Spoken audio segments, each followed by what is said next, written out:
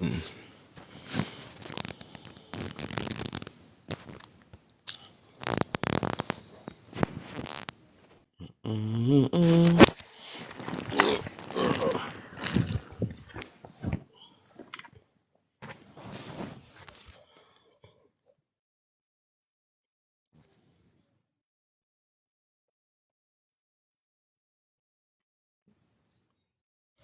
it up, share it up, tap it up, share it up.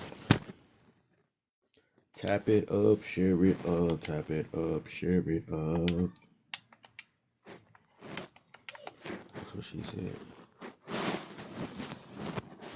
Sing something, something, something, something, something. Don't listen to that, man. Character episode.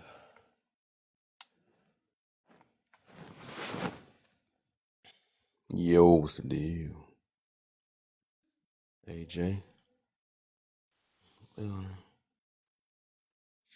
Hey, Nurses, what's the deal? glory be to God. Amen. There you go. So what you want me to do? You want me to answer these questions? Hey. What are the actions of a bitter person? A bitter person is someone that don't even love themselves. That's number one. Ooh. You can't love somebody else if you don't even love yourself. Mm-hmm. Don't hurt him like that. Huh? I said don't hurt him like Oh, that. maybe that wasn't the answer you was looking for. Nah, I'm messing with you, man. Oh, okay. And let me know if my voice is just too strong, because I have, Stick your chest out. sensitive. This is what strong voices is here for. Stick your chest out. Okay. So what's a bitter person? Have I been bitter in my life? Yes, before my spiritual growth. Why was I bitter? Because people made me bitter. I was nice and kind, and people just, take kindness for weakness. I've been bitter in my life. Am I bitter now? No. I have a high calling upon my life. Do I run into bitter people? Yes. I don't want to be near them. Sorry. Bitter people need love too. Huh? Bitter people need love too.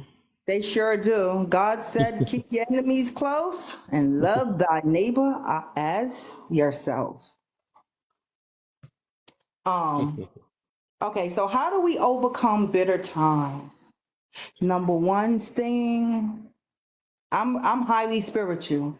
Well, everything I say is probably gonna be coming from the Lord. I just hope that's not a problem. I didn't even read anything. I just saw somebody requested me. I was like, hey, I'm not doing much of nothing. Let me join. I don't do these often though. How do you overcome bitter times? Number one, staying close with the Lord. Amen. That's what I think. Staying close with the Lord. And I'm real close with the Lord. And when certain things don't go, our way, sometimes that can create some type of bitterness. I want to say I probably was bitter sometime this week. Nobody did nothing to me. I just woke up with my internet off. Right? And I Oh wow. I was a bit that somebody bitter. Why is that auntie calling me? Nope, nope, nope. We ain't. Hey, overcoming bitter, that goes into anguish, that goes into like one of those negative emotions. And for us to overcome negative emotions, we definitely got to be staying rooted in our word, being close with the Lord. I know the first thing I wake up, I ain't cutting on nobody's phone, nobody TV. I'm going to seek the Lord first. I need him to plan out my day because I like to be happy every single day. I'm not saying that's going to happen, but starting Said my it's a day with plan. prayer, it definitely helps. Now, I got to go outside and face the world. I like to stay in isolation a lot because I get to hear from my Lord, right? But we live in this place, in this world, where we got to go out. and face other people and deal with other people. And all those other people are not spiritual minded like ourselves. So before I leave out this house, I say, Father, dear God, put on the whole armor of protection on me. Glory be to God. There Glory you be to go. God. Let there be no demonic, no evil spirits out there. Let me come across every spiritual minded person. And I swear it be just that. Whatever I prophesied before I left this house, it goes just that way. But the Mm. enemy, I'm a threat to the kingdom. I'm not to the kingdom. I'm a threat to the evil forces. What do you call that guy? Satan. I'm a threat. So he's always bothering me, attacking me, and things like that. Am I giving good information or something? That's good. That's good. Oh, okay. I think that's you always gonna have a challenge every day you wake up. Right. Okay, and there's one more question here. It says, would you be able to date or be friends with an unforgivable person? Why? Oh, why not? No, I'm not dating nobody that's not forgiving. Absolutely not. And I'm gonna tell Mm. you a little story about forgiveness, right? I was sick one time, and I was in church one time, um, and the pastor did something to me, and I didn't know how to forgive. I Whoa. didn't. I don't know who's on this line and who on this call. I'm a black girl, right? And I had a baby at 19 years old. My baby daddy left me. And I did not know how to forgive. He didn't give me a dime in child support. He watched me suffer taking care of this baby all by myself. It'd be a cold day in hell before I ever forgave him. But in spiritual growth, you gotta grow. And you cannot have unforgiveness in your heart. So guess what I used to do? I used to go to God and praying to God to forgive me of my sins, knowingly and unknowingly. Forgive every thought, deed, intent, motion that was not lined up with your will, your call on purpose for my life. You know what he said to me? And I was praying for healing too. And God caught me in the spiritual realm and he said, I'm not forgiving you. I'm not healing you. He was like, you come to me on your knees every night asking for my forgiveness, but you won't even forgive your brethren, not Mm. your sisters that did you wrong. Whoop, whoop, whoop. Glory be to God. And that's when I learned how to forgive. I even had to do a sermon on forgiveness, love, forgiveness, and repentance. I cannot date someone that cannot forgive because a person that cannot forgive, that same person can't even love you, Mm. right? Because if you dating somebody, right, we cool, we chilling, right, and then things go along, you supposedly say you love me, right?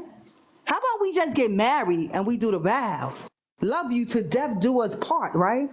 Now maybe I'm working too much or something, and I ain't get a chance to make your dinner. Or maybe I just was too tired and I didn't want to rub your feet. Well, if I come to you and I say, sorry, I'm sorry, I was too tired, I couldn't do this or I couldn't do that, and you still holding a grudge against me and you still unwilling to forgive me, guess what? At the end of the day, you never even loved me. Where's your love at? Where's your humility at? Where's your integrity at? Right? Mhm. Yo, this was all God sent. Loving it. If somebody, I see two other people is on here. We got a Jane and we got a Sante. They probably want to speak too, so I don't want to just take up the whole time. Amen. All Right? right. I'm going to be considerate to the other people. Let's see their answers on the questions. At least I can only see 3 questions. No, you got one more question up there. It says, can you properly heal without forgiveness? Can you properly? Absolutely not. This was all for me. God sent me here, huh? He was like, yeah, you Hello. want to keep moving? Hello. Somebody say hello? I was never mind. Oh, No, that you was just a joke. being Kev. Yeah, God sent me up here, for real, for real. And he was like, yeah, you want to keep on scrolling on that TikTok? I got something for you. Come on, let's talk. All right, so you cannot properly heal without forgiveness. You cannot. That's how trauma gets released from healing. You gotta forgive. I'll tell you another story. Y'all ready for this one? Boom. It's not a story. These are all true testimony. I got an aunt. This aunt is about 73 years old. When I was little, my mother took my sister and my brother over her house. My mother must have been about maybe 20 years old. Took my sister and brother over my aunt's house. And they had a fight. They were drinking and stuff. And this aunt called the cops on my mom and had my mother put in jail and got custody of my mother's kids. All right? I didn't like that part. As I got older and I heard that, I didn't like it. So now this aunt had custody of my mother's kids. This aunt had a husband. Her husband stuck his private part in my 5-year-old sister's mouth. As I got older, I didn't like this. As I got older, at 25 years old, this same aunt, when my grandmother died, my aunt, the grown kids, jumped my mother at my grandmother's funeral. Then my brother, my aunt grown kids, cuts my brother on the side of the face because my brother decided not to want to take their children to school. I heard all this coming up, grown up, even as a grown woman. This aunt did some major things to some immediate family members of mine. I always distanced myself because I never was a type of woman like with drama. I was always a passive person, even down to fighting. You got to push me in a corner. You got to be in my face. But I didn't talk too much or whatever. And I always looked at it, oh, well, Gotta handle it. Gotta handle it. Boom. So now I'm grown. I'm about 45 years old. And I'm living in Jersey with my son. So one of the family members called me and said, oh, Aunt so-and-so is in a hospital. She got lung cancer. So I said, okay, well, because I'm the person in the family. I'm the spiritual person. When everybody's sick, I go and pray. They get better and they come home and things like that. Oh, my time is up? That was a beat? Oh, that was TikTok. Oh. What I was saying, I lost my track of thinking. So yeah, I'm the family member that goes around praying for the sick that come home. So when I found out she was in the hospital with the lung cancer, I said the only thing I could do is pray for her from a distance. Now, in my spirit. Then God transferred me. Right. He moved me back to New York. Close, real close to this aunt, maybe like 10 minutes from her house. And he puts her spirit, got her on my mind. I'm like, okay, God, what do you want me to do? I'm really trying to stay distant from her. I've been distant from the woman all my life. I'm like, okay, what do you want me to do? Pray for her and bring tea to her house? Okay, so I contact the daughter and ask, oh, how Aunt so-and-so is doing? But, they ignored me. So that didn't happen. I was happy that they did that because now I don't have to go over their house. What happens? God put this woman in my spirit again while I'm in the shower. And I'm like, God, what do you want? You want me to forgive her? She didn't do nothing to me. But anyway, I'm in the shower and I'm forgiving her. And I'm in the Holy Spirit. And tension started being released on my body. Trauma. I started feeling good. And I thought that was the end of my task. Nope. Week or two later, God has her in my spirit again. Then we learn she's in a hospital 10 minutes away from me. And guess what God wants me to do? Go to the hospital and pray for this woman. I was in the most uncomfortable. Go to the hospital with my Air Max on and my True Religion jeans on. And God told me no. I had to go in the hospital with a long white dress on. And he said that I'm sending you there like that. And I'm setting you apart from the others. Oh, glory be to God. So I went to the hospital. I wasn't being received at the hospital by the daughters. Oh, I remember you. You came to the hospital and prayed to Aunt so-and-so, and that didn't go out too good either. Oh, even when I prayed for that person, God already let me know that I wouldn't see them again. In other words, God let me know that that person passed away. Anyway, but when I went to this hospital, my prayers, I wasn't even being received, but God sent me there to pray for this person. I finally got everybody, the whole family in a circle, and everybody said a prayer. Everybody except her daughter. Her daughter quickly dropped hands, whatever. There's another person in this hospital. Her name was Miss Helen. She said, "Can you pray for me?" And when I went on the other side of the room, Miss Helen had her Bible open, ready to receive me. And when I prayed for Miss Helen, you could feel the Holy Spirit in me. You could feel the Holy Spirit in her. I went to the hospital for 3 days. I was on assignment for the Lord for three days. But let's go back to my aunt.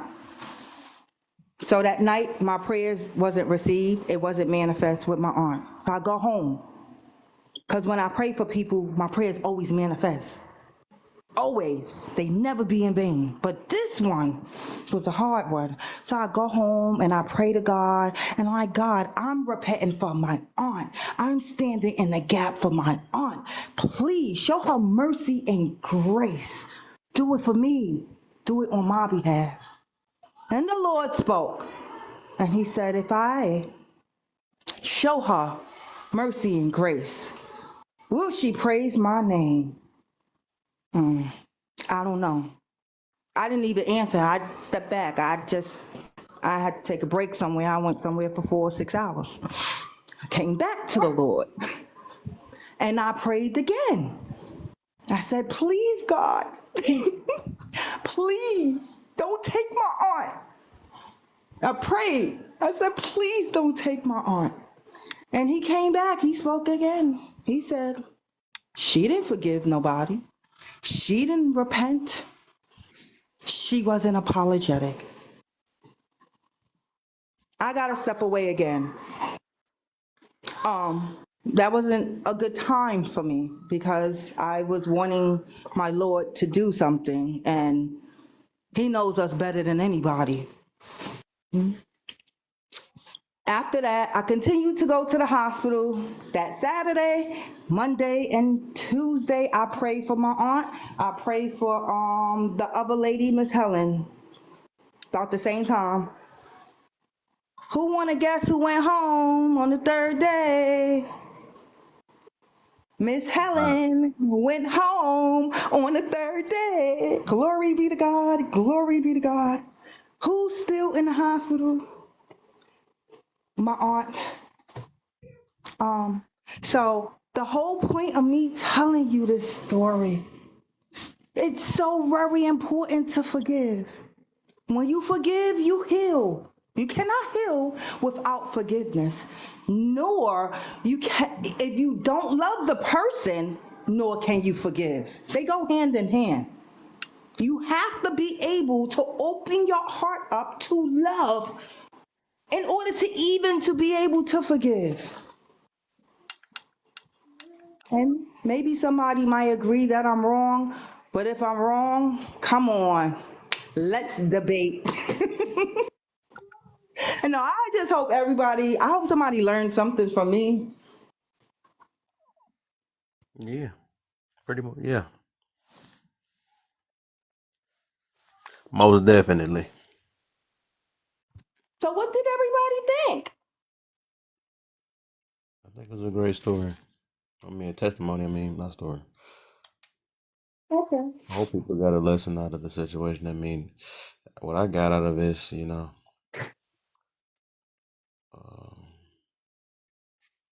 forgive before it's too late, basically. You gotta forgive. Gotta- You gotta forgive. What now? I forgive like Mhm. I don't hold no grudges. None. None. I forgive like it's second nature. And once you forgive, guess what? You're free. You're free. Some people proud to be unforgiving. I never understood that though, but I got girlfriends that they was like, yo, I commend you. You're a very forgiving person. And they tell me I'm not forgiving nothing. They let me say the ask you essay. this: Is it do forgiveness mean that you because they say that you can get when you forgive, you can be played or something like that. But that's why you gotta know how to distinguish. You can like in my dating times, right? And the guy would do something stupid, right? Whatever, cheating, whatever. They just, just not acting right for me. And then they start acting right when I leave. Let me leave for a month or 2 months. I ain't even, because once I leave, once I deal with my mental and realize you're not treating me right, and I get my mental right, guess what? My body is following, and it's no coming back. I'm not opening my heart, reopening up my heart for love. So I would forgive these guys, these ex-boyfriends or ex-dating partners, whatever you want to call them. But they would think that, oh, it's time to get back together. No, that's not what that means. So that's why you have to, when you forgive people, there's, okay, you need to set boundaries. Boundaries is very There you important. go. There you God go. even set a boundary between the sun and the land on earth. He set a boundary with the sun and the words you just said, mister. There you Place. go. There you go. Place. That's what I wanted to hear right there. Some people believe if you set boundaries, that's not forgiving. Why not? No. All right, you had your chance to do what you did. And I just luckily you got a gracious person like me, a person with a great amount of gratitude that has the heart to forgive. But you don't get a second and a third chance to screw Miss Monica over. Whatever y'all want. Y'all could call me nurse. My name is Nurses Ministry because the church tried to throw me on the nurses ministry, right? Because they didn't want me to be a preacher or evangelist or whatever you want to call it. But God still got me doing my I'm on my third sermon now. But yeah. Mm. Um, What?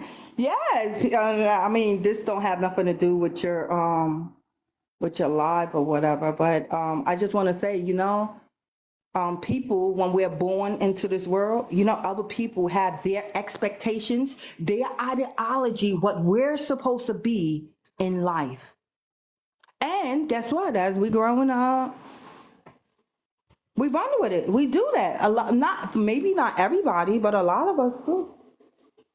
Until we start living for ourselves. Hey, I didn't do that because so and so said I couldn't do that. Oh, well, I didn't become the preacher because they said I needed to be on the usher board. Thank That's you, not the Kelly. way, huh? No, I was saying thank you, Kelly. I'm sorry. I'm just gonna interject for 2 seconds. We gotta do a mod break. If y'all can tap the screen, share out this live, please.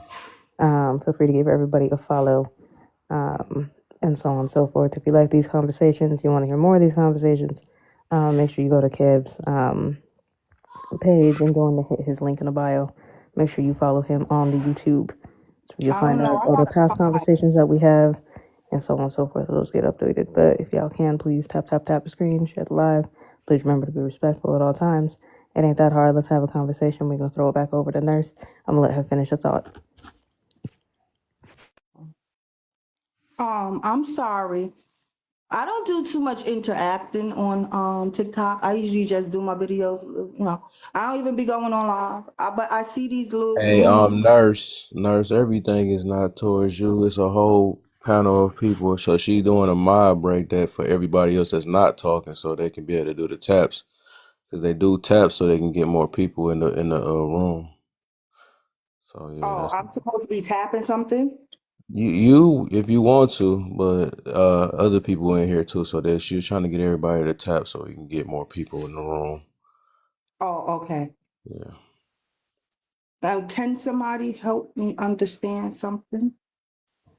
Was that What do you need help A understanding, my blue dear? button or a blue thing by my name, and it got a number 5. Can somebody tell me what that means? So, what does it say? coins? It has a blue something. I don't know what that. If it Is it might like be a a diamond looking thing and then there's Gifts. number 5? It's your Coins. gifts. Yeah, It's it's a your coin. gifts. get who? Huh? What? It's your gift, so it's the Hey. gift count. Oh. Yeah. Well, You okay? whoever gave those to me, thank you, and I appreciate you. Yeah, anytime. I don't know what I was saying. I forgot. But if somebody else needs to talk, they could talk. Yeah, absolutely. We were just making sure that you was able to finish and on your thoughts, and then we'll move it on along. You okay. I guess I'll answer real quick. What would you say this era is the most bitter? Yes and no. I think people have a lot of expectations. And I think that's where the bitterness comes in because it's not just expectations for other people, but it's also high expectation for self. Um, so I would say yes and no. It just kind of depends on who you're dealing with. What are the actions of a bitter person? Bitter people are going to do all sorts of things that are bitter. They're going to talk bad about you. They're going to do everything else to demean character. They're very cynical people. Um, how do you overcome bitter times? Forgiveness. Forgiveness, grace, and space. Honestly, you got to give yourself space. Separate yourself from whatever is making you bitter. Do a little bit of reflection and realize that not everything is personal. I think we spend a tremendous amount of time taking way too many things way too personal when they really aren't. Sometimes it's just life. Life just be happening sometimes. So we gotta be mindful, and whatnot. And then you just learn how to forgive and give yourself grace and give grace to those around you and everything else. So it's kind of how you get over bitter times.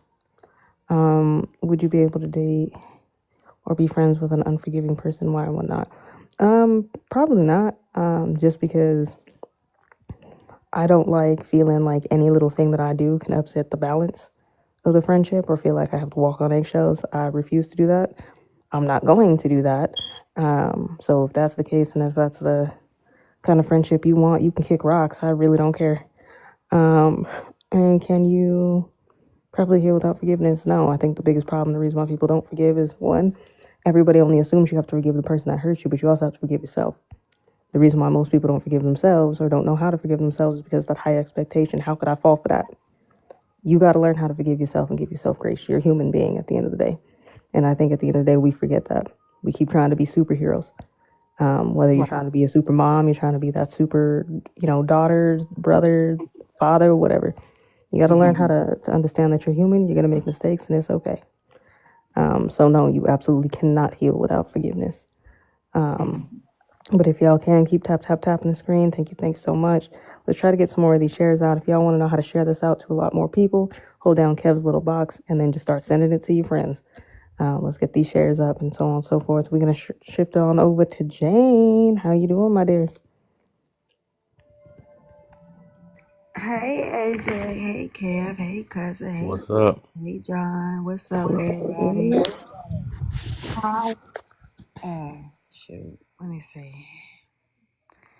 Would you say this era is the most bitter? Yeah, everybody mad and bitter right now.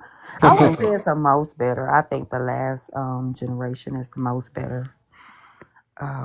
I just think we're the most lost. What are the actions of a bitter person? Are we answering all of them? Because I'm just going to answer. Okay, I'm going to answer all of them. What are the actions of a bitter person? Um, they shift blame. They're always talking about a particular person or a particular situation and never getting over it. They're angry and upset with the world. They don't know how to take accountability. When you tell them that they're not taking accountability, they get mad. I mean, the list is On and on and on. How do you overcome bitter times? Let that shit go. Like, let Yeah, it I go. do. Feel like that. Just move on from it. Like, just understanding the person. Like, if you really want to get to know what all transpired during a certain time frame, you got to really understand what the person went through, or try to understand what they went through. Empathize with people, empathize and sympathize, and know that we're all human and we're all here to make just as many mistakes as the next person, and nobody's mistake is greater than the next person's mistake. Would you be able to date or be friends with an unforgiving person? No. Like, I'm not going to sit around with somebody that's bitter all day and have to hear, because unforgiving or bitter people, they're always talking about the same thing. It's like they're on repeat. The record just keeps spinning and spinning, and it's the same record. And they never have a happy moment. They never want to celebrate. They don't have any joy. They're stuck. Can you properly heal without forgiveness? No, you can't. Because the first step of forgiveness is forgiving yourself. So if you don't forgive yourself first, then how are you healing? And that's it.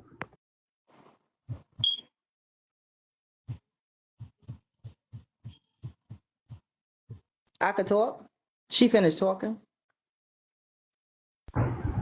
Okay, why are you sharing this with me? I shared this. I can't. I'm sorry. Y'all told me to share this, and I shared it with somebody, and they sent me a message. Why are you sharing this with me? Ooh. Oh, it's all good. It's all good. Wow. Yeah, let's get John and then cousins, and I think James just came up too. Yeah, go ahead, John. You got the floor. What's up, my brother? Hello, everybody. What's up, John? What's happening, man? What's up, John? Old man in the house. Let's see here. What are actions of a bitter person? Kev, if you leave and you got to bring us all a sandwich. And some That's a deal. and you better say hey to everybody like that. Don't be giving out them dry haze. Hey, Jay. Huh? I'm sorry, John. We're talking all over your moment. My bad. Jane cooking me dinner. That part. What? Got a whole ham in the freezer, John. Jane going See, in the kitchen. Collard greens and everything, mac and cheese, mashed potatoes, all of it. What? Is it my what turn? time I'll be there? Well, we're gonna get easy. We're gonna let John go, cousins, and then we'll go right back down to you. What are the actions of a bitter person? Well, a bitter person is one that lacks accountability. Amen. Everybody else is to blame. In the old woe is me syndrome.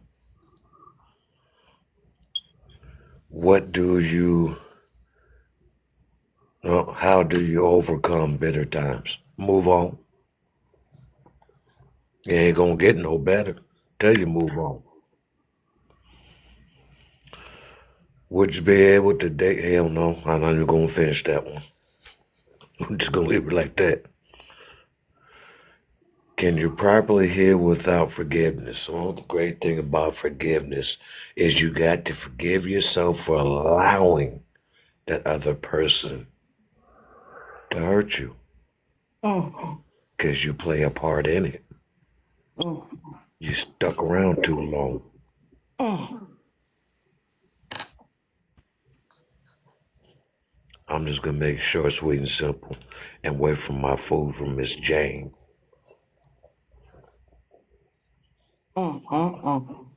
What's that man name? Who's that one talking? John? That's John talking? We are in charge of our own feelings. Oh man, Yeah. Oh, Um, man.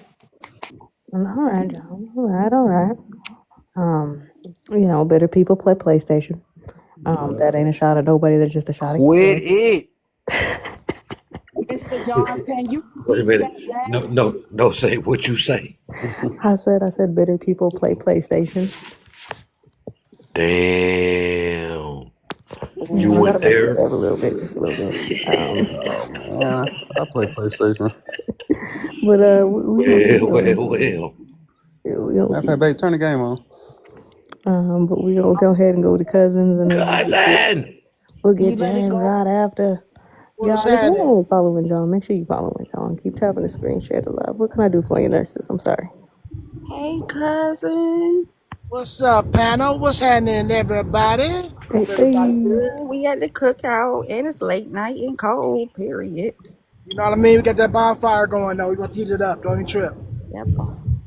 Um. So yeah, starting off. You know what? I honestly don't think that people are actually as bitter as they act. I think that nowadays, bitter is a way to get attention, and people are playing a role.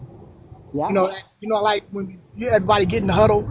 I can't stand the boss. I know, huh? Because they just talking. They just talking to talk because they want to be involved in something. And I think nowadays, bitter brings views, and so that's what it is. Because when you really get down to the crux of it, people ain't really mad. Like when you ask them what it is, you break them down long enough, they don't even have an issue. They just saying it because they want to get some drama started.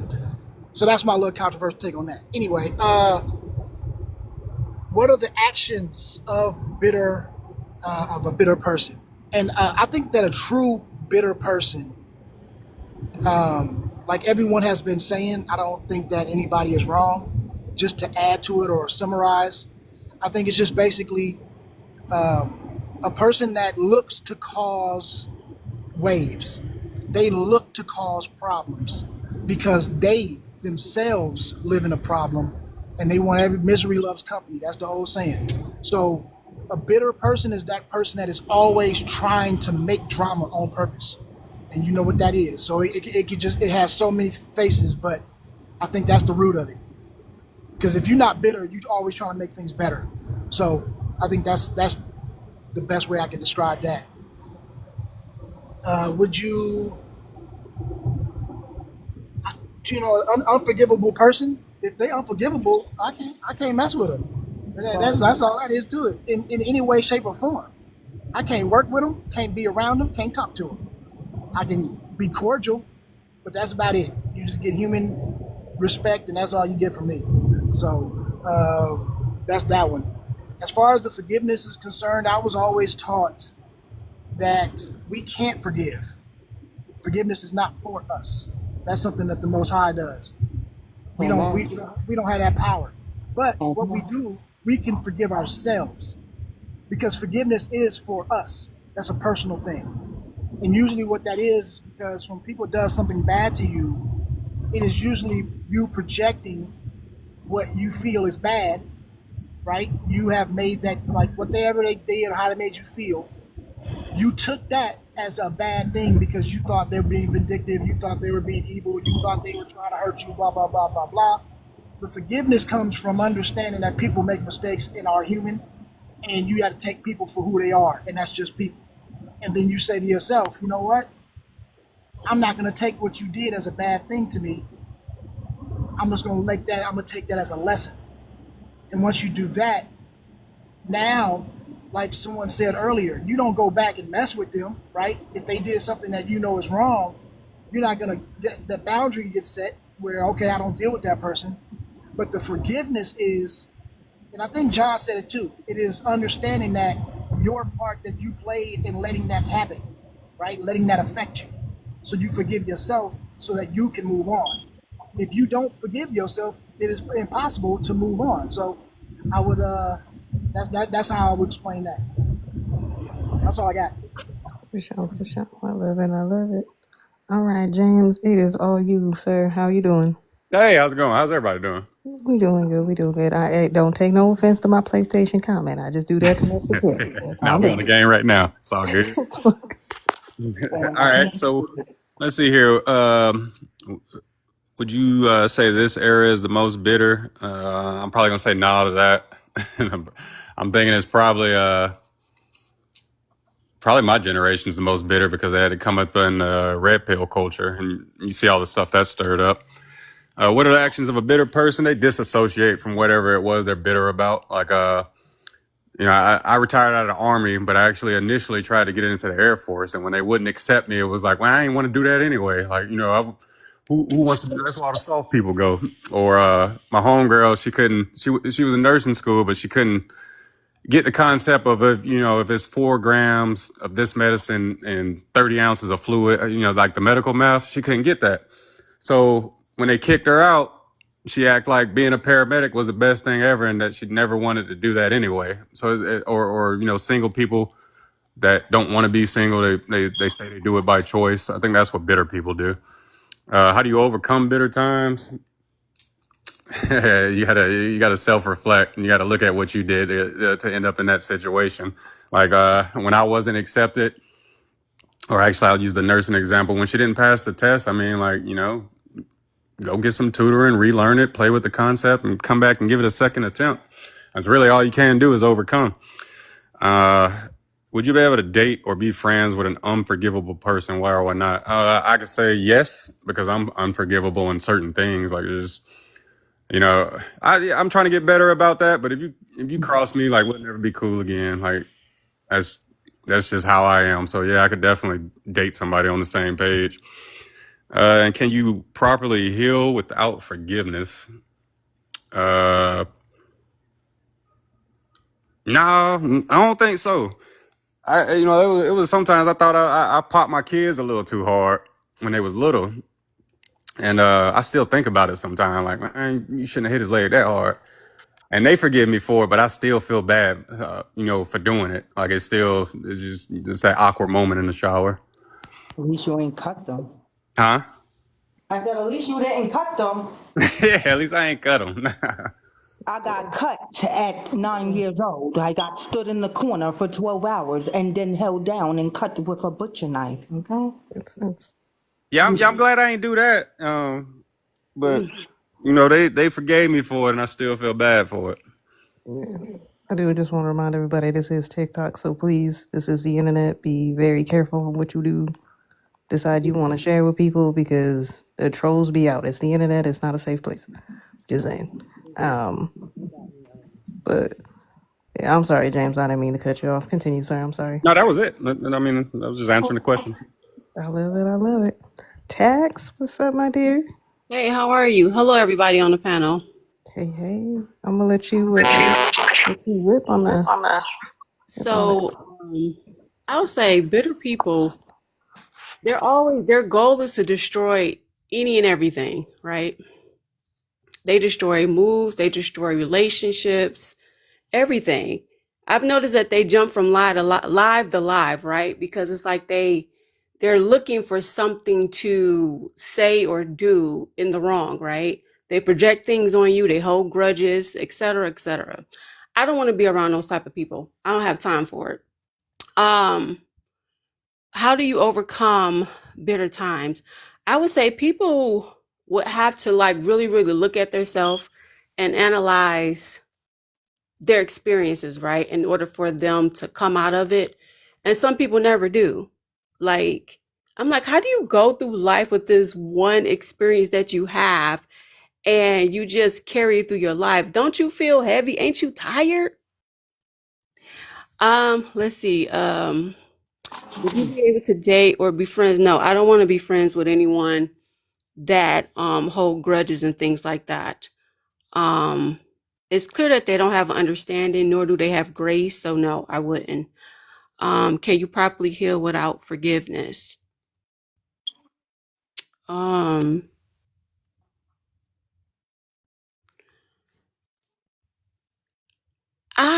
don't know how to answer that one. You should be able to if you have a good understanding about life, People need to understand you're not going to always get an apology. You know what I'm saying? People are not going to always come to you and say, hey, I was wrong for doing this and doing that. So a lot of times you just got to suck it up and just move on. Yep. I agree. But I don't think forgiveness is always necessarily getting that sorry. Sometimes forgiveness comes from self. It's not for other Yeah. people. So, I can forgive people and I don't even have to tell them sorry. Like, okay, whatever, I forgive the situation, I move on. But yeah, I agree with you. It's never about getting the sorry. I think that's where people get hung up and they stay bitter. But I'm my bad, y'all. We're gonna go into what am I trying to say, Tex? Right. Oh, open conversation so everybody can just start talking at one time. Open Yeah, panel. It's okay, start AJ. talking. I can't Right. talk. I'm sorry. I be tongue tied too. I have a question. Go ahead and ask your question. The young lady said that you can just forgive and just move on. So that means you don't have to tell that person that you forgave them and like move on. I thought you had to, but you don't have to. No, I'm No, saying like, okay, so like in order for you to move on as an individual, that's how I was looking at it. yeah, Okay. I'm somebody. I guess I could use I'll draw from my own experience. I've had situations that were done to me, and me and those people are on no contact. Right? We do not speak. However, I have forgiven the situation, and I have forgiven them. In order for my healing process to commence. Because again, yes, I'm sorry for the things that I did, and I have to forgive myself for allowing certain things. Right? It's just processing, but you don't always have to go to that person and say, "Oh, I'm sorry," because I think when I was younger, um, with a lot of people who hurt me, I kept expecting that, and in turn, I just stayed bitter for a really long time because I was expecting a sorry that was never going to happen. And sometimes people are not going to give you that sorry. We're not entitled to the sorry. Yeah. You just have to forgive what you can in that situation because again, it comes from self. What they choose to tell you sorry for is on them. At the end of the day, you have to forgive yourself in that situation. That's about it. Oh, so maybe I never forgave my grandmother, You gotta let it go. Gotta let it but go. she's dead now. I like what cousin said because it's not the other person that's harping on the situation, it's you. Mm-hmm. So at the end of the day, they may not even know they did anything wrong, or they may be a person that's not accountable for their own actions. The only person that's thinking about it and sleeping on it at night or not sleeping is going to be you. So you got to forgive yourself and move forward because if that person perish, at the end of the day, then who face you got to go to forgive. And if Yeah. they don't accept, that's something else you got to hold on to. Well, what if they don't accept it? What if they so? You just got to move on. Forgive yourself. Forgive whatever circumstance and situation you had going on with it. Take accountability for your personal actions in it. When you point that finger, make sure three are pointing at you. So make sure that you're pointing out your issues so that you don't put yourself back in that situation and move on. A lot of times those So, people are actually sent to you, during your path, whatever, within your path, whatever, to bring some type of affliction or awareness. uh-huh, So they're doing their job. right. Um, I just want to say something happened to me in my childhood. I said it, right? I didn't go into detail, not too much detail. But when that happened to me when I was at that age, 9 years old, no, I don't know what forgiveness is. And as I moved on and got big in my life, yeah, I always went to God and I always cried and wondered why she did that. Why did I go through that as a child? Why the trauma? And I guess maybe that's probably why he has me on this line or whatever the case is about forgiveness. Because he revealed something to me too, and he let me know why I was sick all my life, and certain things happened to me all my life. My grandmother also prophesied on me as a child at 7 or 9, and later, recently, when I got my wings, I call it my wings, my spiritual healing, my gift of prophecy, my gift of revelation and discernment. The Lord revealed that a curse was placed on me by my grandmother. And that made me upset. It made me get into a little a little bit of bitterness, not the old person that I've been. And I'm like, well, anyway, there's nothing I can do about it because she's dead. So like, there's no grudge to hold. No, even not even a sense to be bitter. And then I went to God and I said, she did all this to me when I was a child, and So I loved her wholehearted. And I even after that, I went into group homes. I still love my grandmother. Why? Because she was the one that took me out to foster care at 15 months old, where I would know my cousins and my siblings and other family members. So I gave her that much respect. But my girlfriend Ramona called me on the phone this week. She said, you thought your grandmother was a safe place and protection. She wasn't. She might as well just should have left you where you were. Well, my girlfriend Ramona, she was like, talking to me. I've been through a lot of trauma or whatever. She still adds that, hey, it don't matter what you've been through, God still chose you. Look at you. Look where you're at now, or whatever the case is. So if anybody want to offer some advice or, I mean, um, oh, go ahead, go Ty. ahead, Adrian. No, I go know ahead. that was a lot. I was just gonna say we have to keep in mind that we are born into these families to help. You know what I'm saying? So it's like you have to experience all these bad things. I know it's very terrible, right? Some of Mm-mm. these things that has happened to people in their families, but it's like you have to experience it in order to know where the help at, where to assist at within your bloodline. That's how The I look at generational it. curse. Yeah, I would say the same thing. And I'm somebody, who's got tons of, trauma in my past. Because I've Fucking, I've seen things in my family, and I'm like, why yeah. y'all ain't say nothing? Why y'all But sitting I here think, allowing this person? You but still I cool think, with them? You know? but I Right. And think there was other family I members think in that saw me order get a to, but in order to get through that, my bad. In order to get through that is we need to stop trying to figure out why somebody did something to us, right? Oh, If you're wasting your time, and that's what it is wasting your time trying to figure that out, you are not them. You are not that person. That is why you do not understand why they did what they did.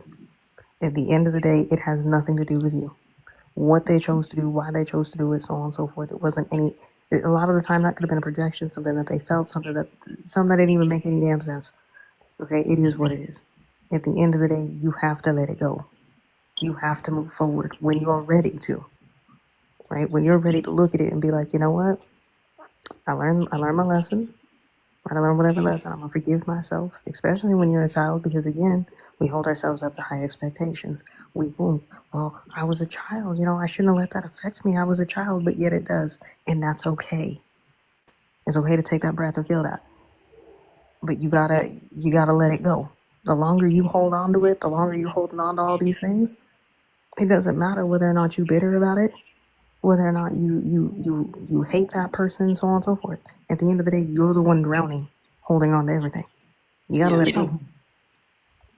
You gotta let it go. If, And if can I I may, God, Go let ahead. go and let God. Let speak go and about let. this? Yeah, I if was I gonna may, say. Oh, Go go ahead, ahead. John. I'll go after you. Go ahead, John. if I may, nurse, Yes. how old are you? I'm 43. I'll be 44 in July. Okay. How long you gonna hold on to it? I think the scars on my arm, they kind of remind How me. I long you think, gonna hold on to it?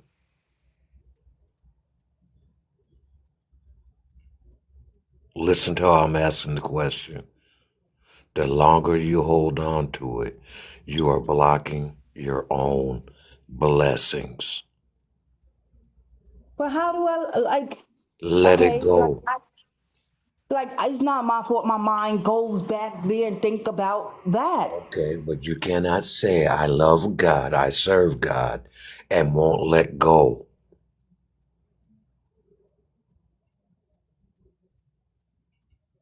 You're Okay, blocking your blessings. okay, so I gotta control the Hold on mind. now. Hold on now. Hold on now. You gave a little bit of your testimony.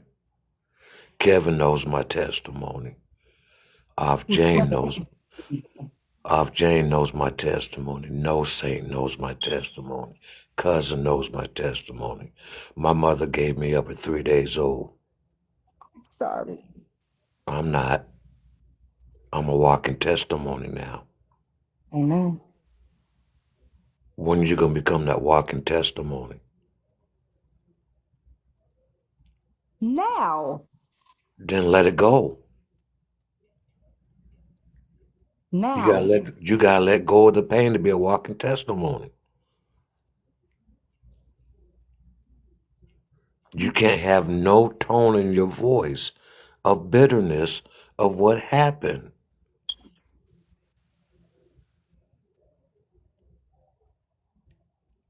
I met my real mother when I was 41 years old. What? And I told her, I do not care what happened, why you had to do.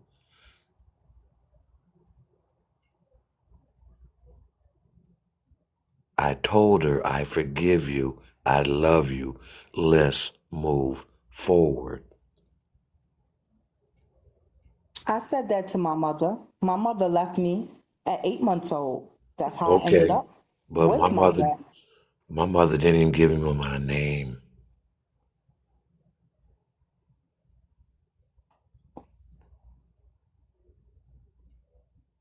Fathom that one. She was not allowed to name me. After carrying me for 9 months, she was not allowed to name me.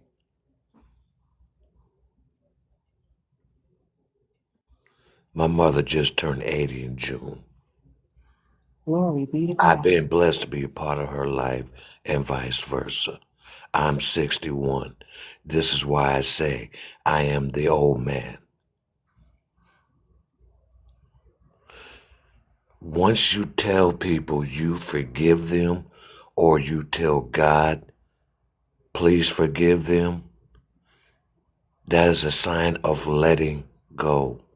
Okay. As long as you hold on to in a facet of, yes, I understand you have the scars. I get it. But that's your testimony now. Because you're still here. You're still standing. You still have made it.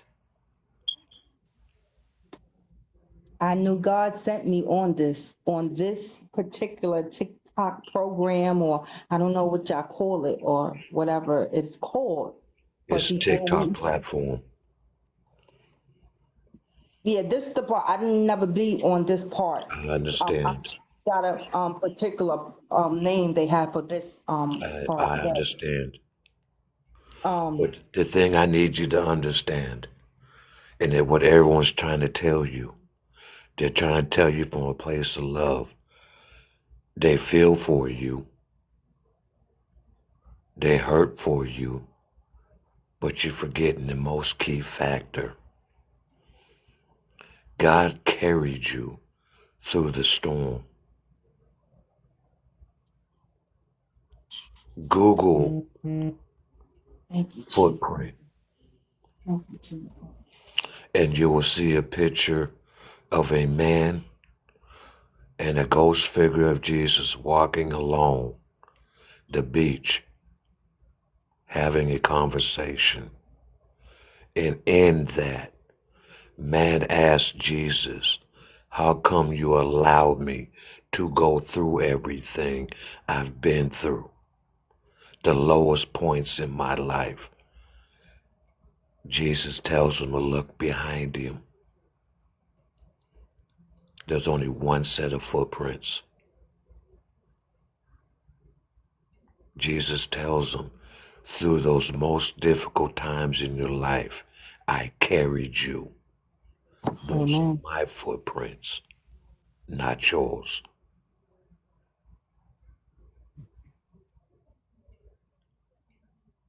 If you choose to hold on to what happened to you back when you were 9, back when you were given up at 18 months old, You use it as a testimony because someone besides yourself is going through what you went through. That testimony is to tell them how to get through, not to shame anybody, because Jesus does not shame us for every time we misstep, every time we sin.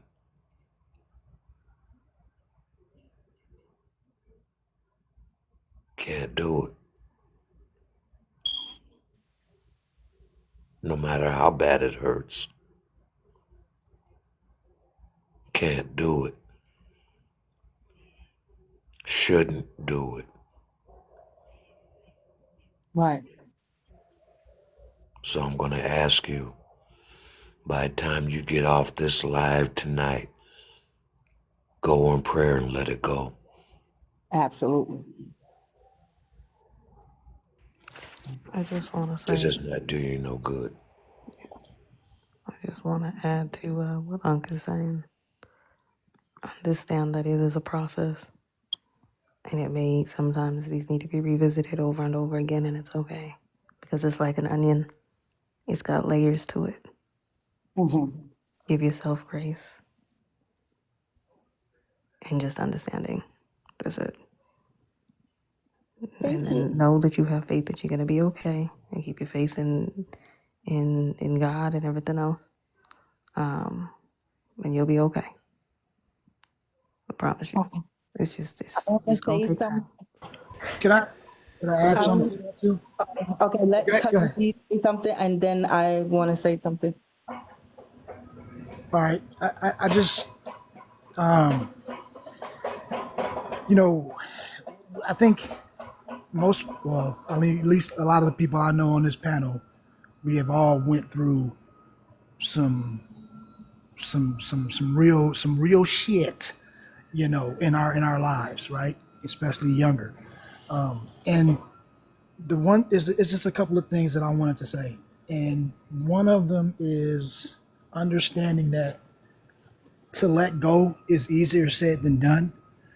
I get it, but it is just about changing the perception of what you're letting go, right? Because what you have to realize is that, and I say this a lot, but whenever you have knowledge or whenever you study, you gain knowledge, right?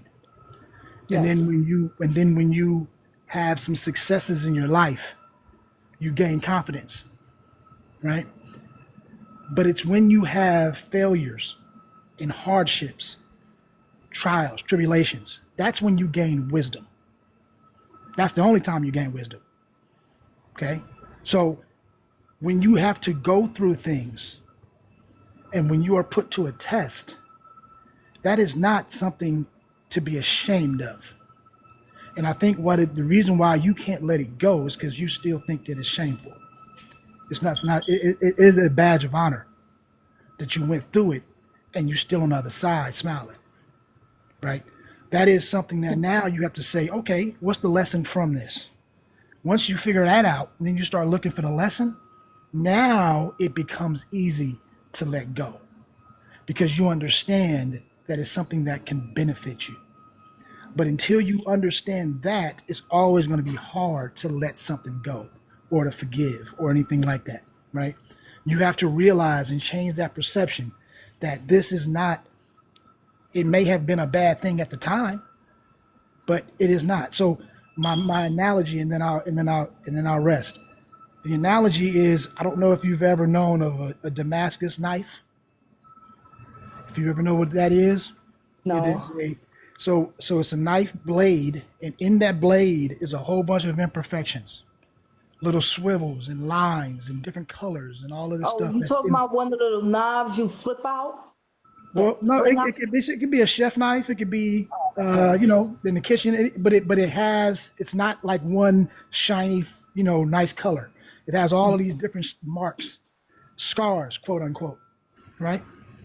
And that knife, how do they make that hard that nail.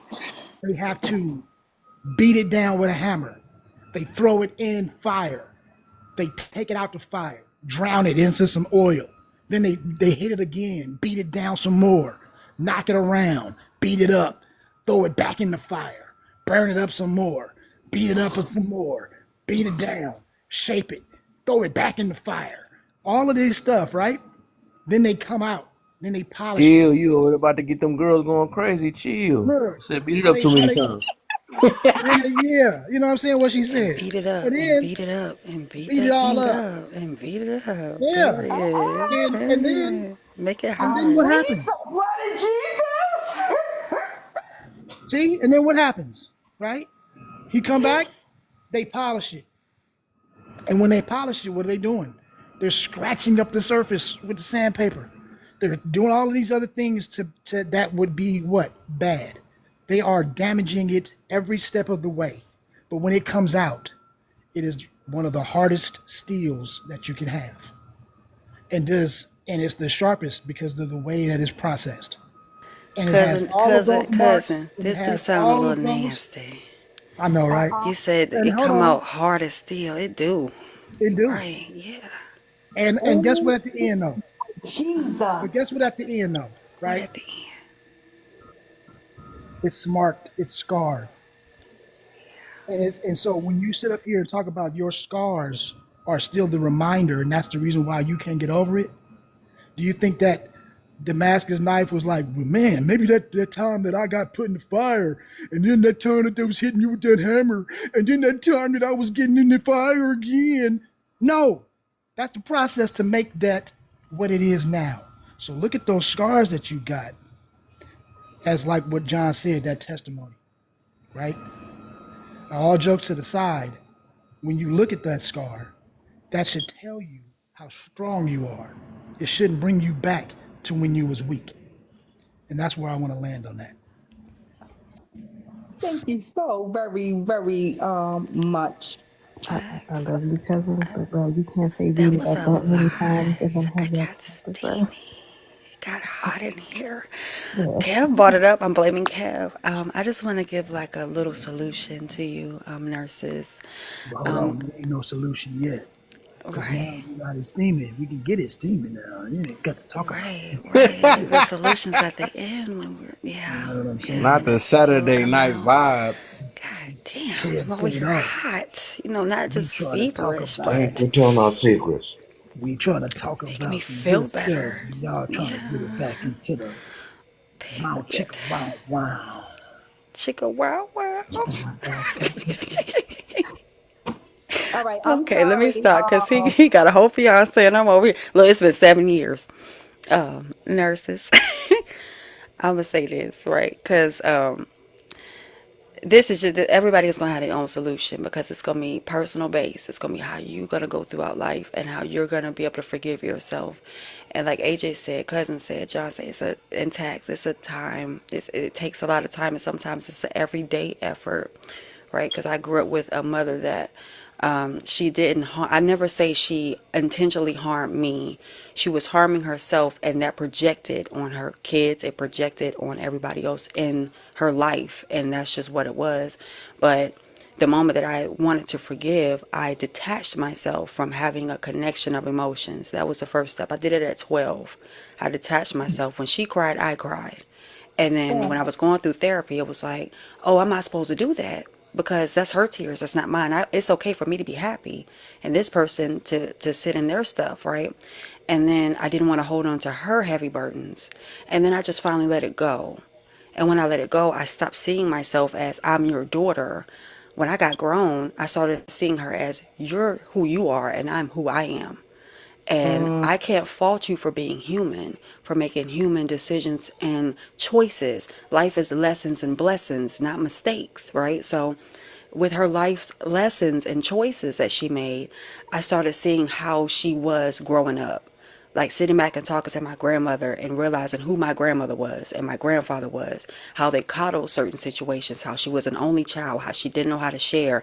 These were standpoints where when it came down to having multiple children, how you gonna learn how to share if you never had to learn how to share before, or your parents never made that apparent for you to do so? So now you have a bunch of kids where you can't share with them. That means that you're selfish, and everybody coddled you in being selfish. So that's when I let that go and said, okay, she's a selfish person.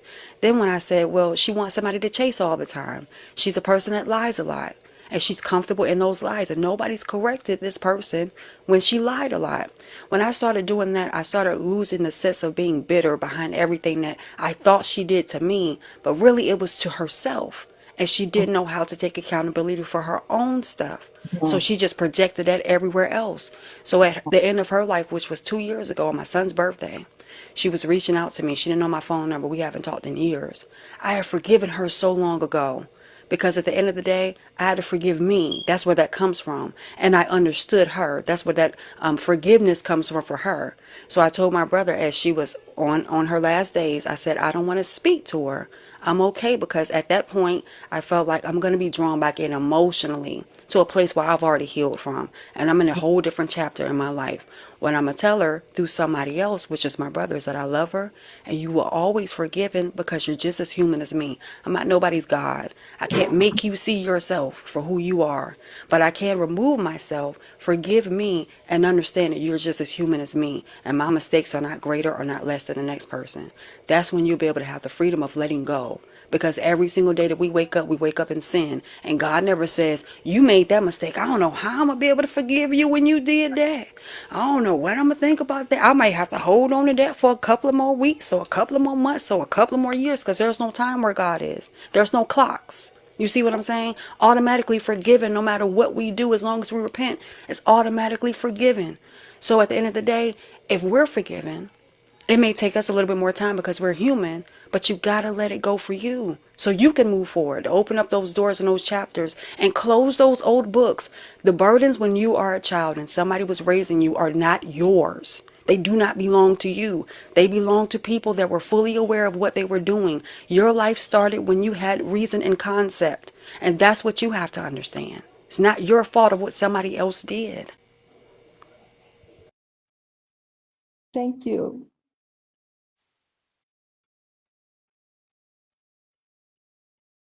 Hello? Hello? Yes, ma'am, What we're happened? here. Oh, y'all can hear me? Yeah. Oh, okay. So, I'ma just say what the Lord has me to say on my heart, if that's going to be okay. And I'm going to start right now. Father, dear Lord God, I thank you. I thank you for blessing me to have these to mind it. And I appreciate you, Father, for bringing them in my path. It just happened automatically. Maybe this is something that you wanted me to been deal with, and I didn't know how to deal with it. And also, I took it as kind of like of a therapy lesson. The Lord knows that I'm not going to in-person therapy in a real with a real psychiatrist, or I'm not going. He knows I'm not going there. So he presented these group of people. I was able to share a lot of my testimony and my trauma, in which I wouldn't like normally do, but I rather share my testimony and my trauma with like a straight. I wouldn't share my testimony and my trauma, not really with too many friends, because first of all, I don't even know if they my real friend. Strangers, I usually probably not gonna see, but no more. But I appreciate sharing my testimony with these group of people. I appreciate you sending them to me, and I just hope and pray that you bless every last one of these people that's on the app. I appreciate y'all for sharing your testimony with me. I appreciate it so much. I appreciate the support that y'all just gave me. Maybe I don't see it as support. I see it as support. I see it as kindness, compassion in your heart. You had just the same amount of courage and braveness as I. It takes a brave person to tell a testimony. It takes some courage, some braveness. It takes some boldness. And just as I was bold and I was courageous, y'all all was bold and courageous right with me. I appreciate y'all so, so very much. I hope everyone be blessed. I hope their families be blessed. If anybody heard me in the beginning, hey, start your day out with prayer. I think it helps. What do you make of reports here that Saudi Arabia warned Germany about the suspect since 2007? How does this process between countries typically work when they Thank you warn? for sharing. Listen to something about Germany. Somebody cut on the news. I ain't gonna judge. I listen about North Korea every night. I'm always watching North Korea videos. Oh wow. Yeah. No, I'm into some stuff is I hope y'all getting emergency prepared. Yeah. I'm fixated on North Korea because it's a mystery to everybody. So, and that's really a struggle out there. So, Why target a Christmas Kev, you market? want to do another prompt? I think. Well, if somebody get a chance, they should listen or watch this documentary called Grid Down, Power Up. It's on YouTube. And for all the other markets now to be concerned about a similar attack. Now, are you concerned about any copycats and what needs to be learned from what happened here? Absolutely. What we've seen is when It's terrorists so quiet. Is everybody? Kev, you still here? What are you eating? I got hot and steamy from cousin. Like I'm not even gonna lie. Jay, Talking about this Jay, stealing. Yes, shut your mouth. I know. I'm gonna be quiet. I gotta behave myself. I hate my. That's I funny. gotta behave myself. He said, I need to hurry up. Man. I need to drown out this quietness. I'm just 7 saying. years. It's been 7 years. Reborn. Seven hoes? 7 whole years. You know. That's like bad credit. That's like the Oh credit yeah, I then fell know. off I the got damn 7 years for everything, what? but bad luck and the window, yeah, everything 7 years. So you have to get reburned. yeah, Reborn. yeah. Come June we'll make 8. So I'm 8 years for what? Woo. since I've laid with a man. It's been 8. Ocho. Woo. Ocho. Almost 8. Almost 8 Ocho. in June. Yeah. So anything about stealing, beating up, and making hot, I'm over here with the flu getting extra hot, you know. So thank you for that. Thank you for that, Stop cousin. on post. Put the lotion up. I don't need lotion. I don't even know what to say about that. You're welcome. Jesus. I don't know.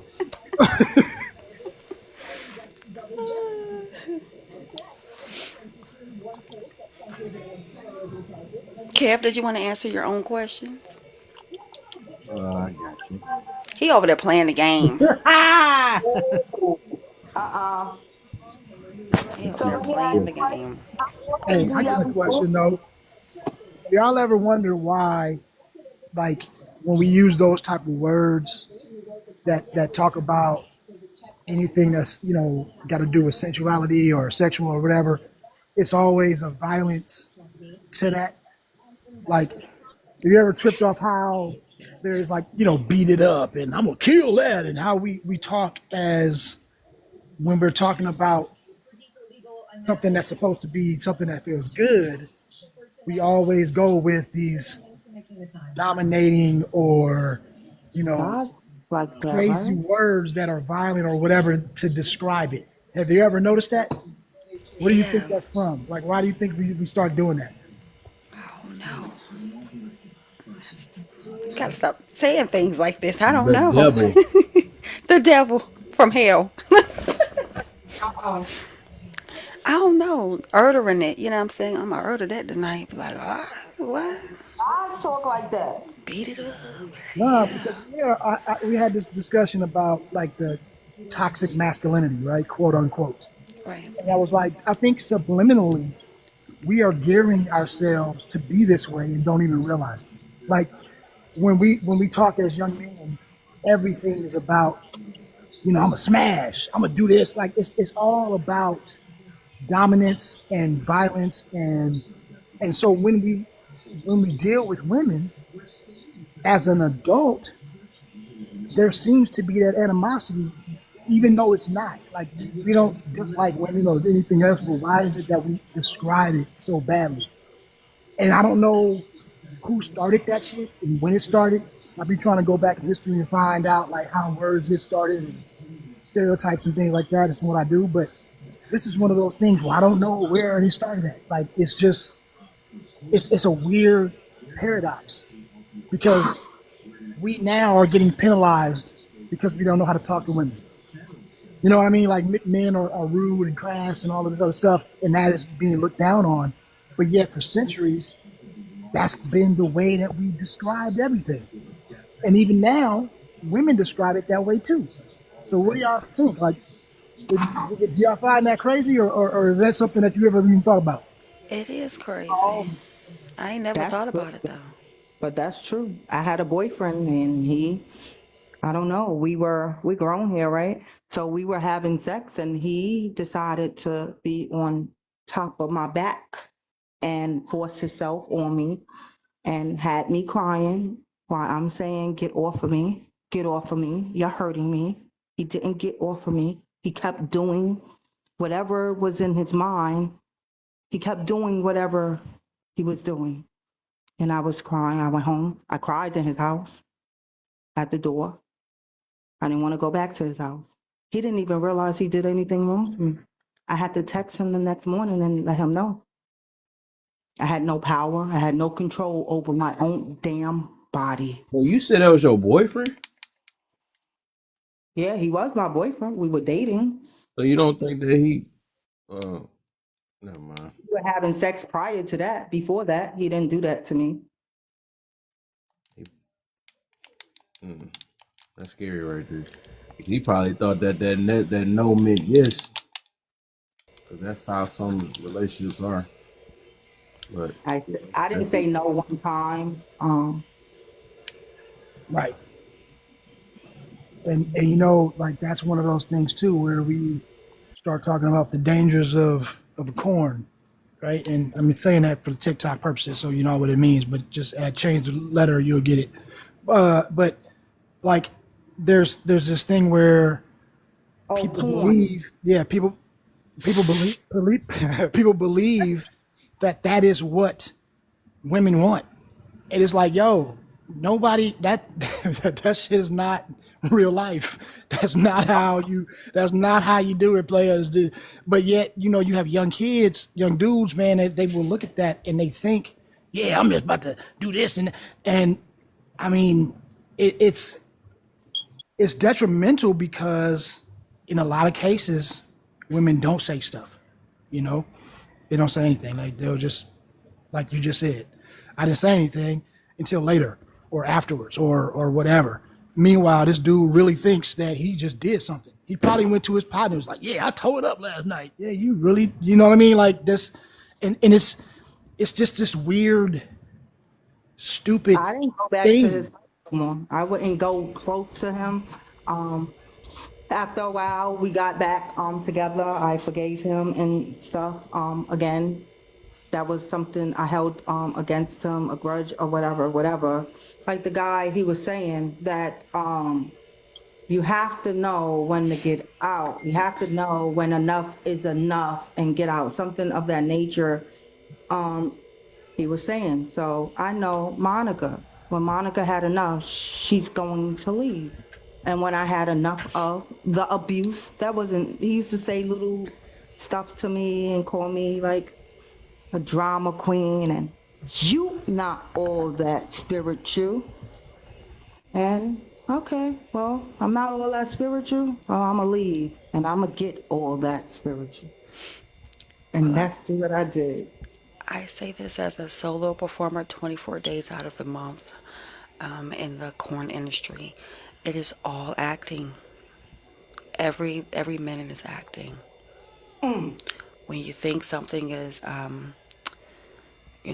wet, or I would just say Alfredo creamy, It's really not. It's things that we purchase to make it look that way. It's all fantasy. It is all based on a particular audience, and the people in it are willing participants. So, it's all acting. None of it's great. None of it's to the point where it feels amazing. None of it. None of it. So, to anybody that's listening and you think that's the real world, no, it's just acting. It's animalistic acting. Mm, mm, It's our mm, animalistic side of being mm. mammals. Right. I mean, it's like you can even look at, and I know this is, maybe it's a little bit too much to be looking at trying to analyze that type of viewing, but like even the physics behind how a camera has to sit, that position that you think that you're looking at, it ain't even like that. Like that is not comfortable. None of that shit is what y'all think it is. And like, Facts.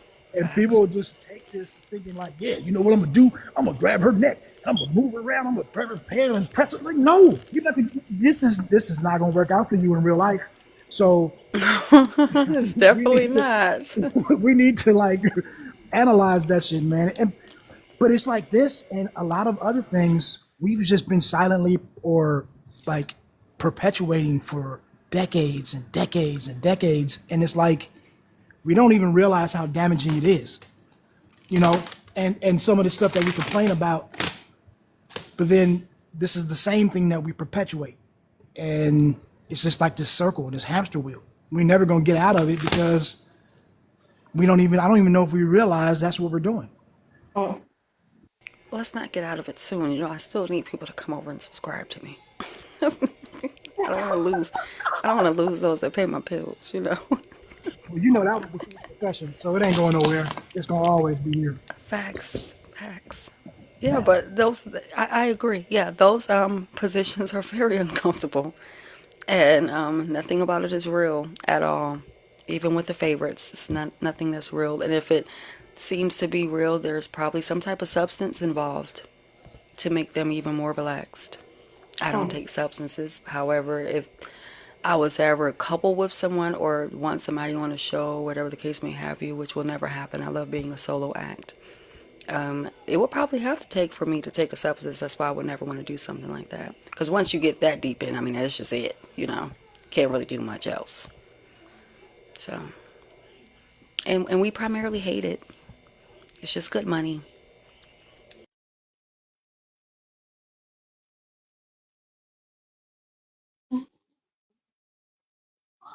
Mm. Not so much today. Yeah, that's way back in my former life. I was in the corporate office of a adult industry conglomerate. They had stores, they made films, they did all of those, everything. And the guy next to me, I did marketing, and he was the guy. He was a buyer, and so what he would do is back then, it wasn't like it is now, where online everything is streaming and all that. This was where you had to, make CDs and go buy, VHS tapes and all that other extra shit. So Mm. there was actually stores that you had to go get your stuff, right? Well, this guy would always they would send him, like all of the studios would send him their new stuff to get it put into the stores.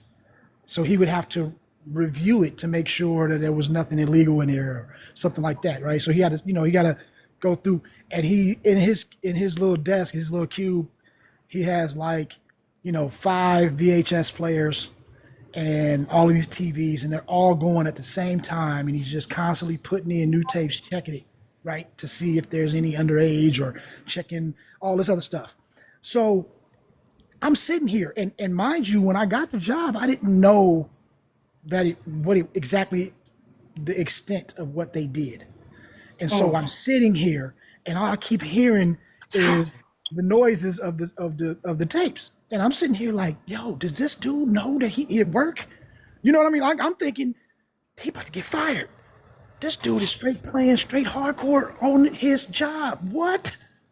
So I'm looking around. I'm nervous. I'm getting embarrassed to do this. And then he'd be on the phone talking, yeah, well, we're going to need Hassmasters Volume 1, 3. I'm like, what is going on? So now my antenna's up and I'm trying to see, I go around and say, hey, Paul, and I see everything that he's doing. And I'm like, oh, okay, this is where I am. Got it.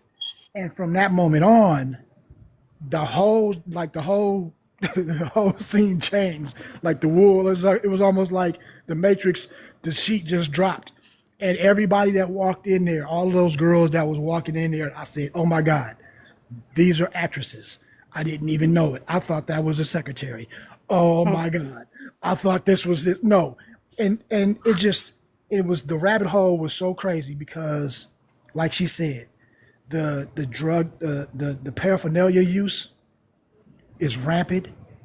There was maybe a couple of girls that actually seemed like they didn't mind, but everybody else did not seem happy.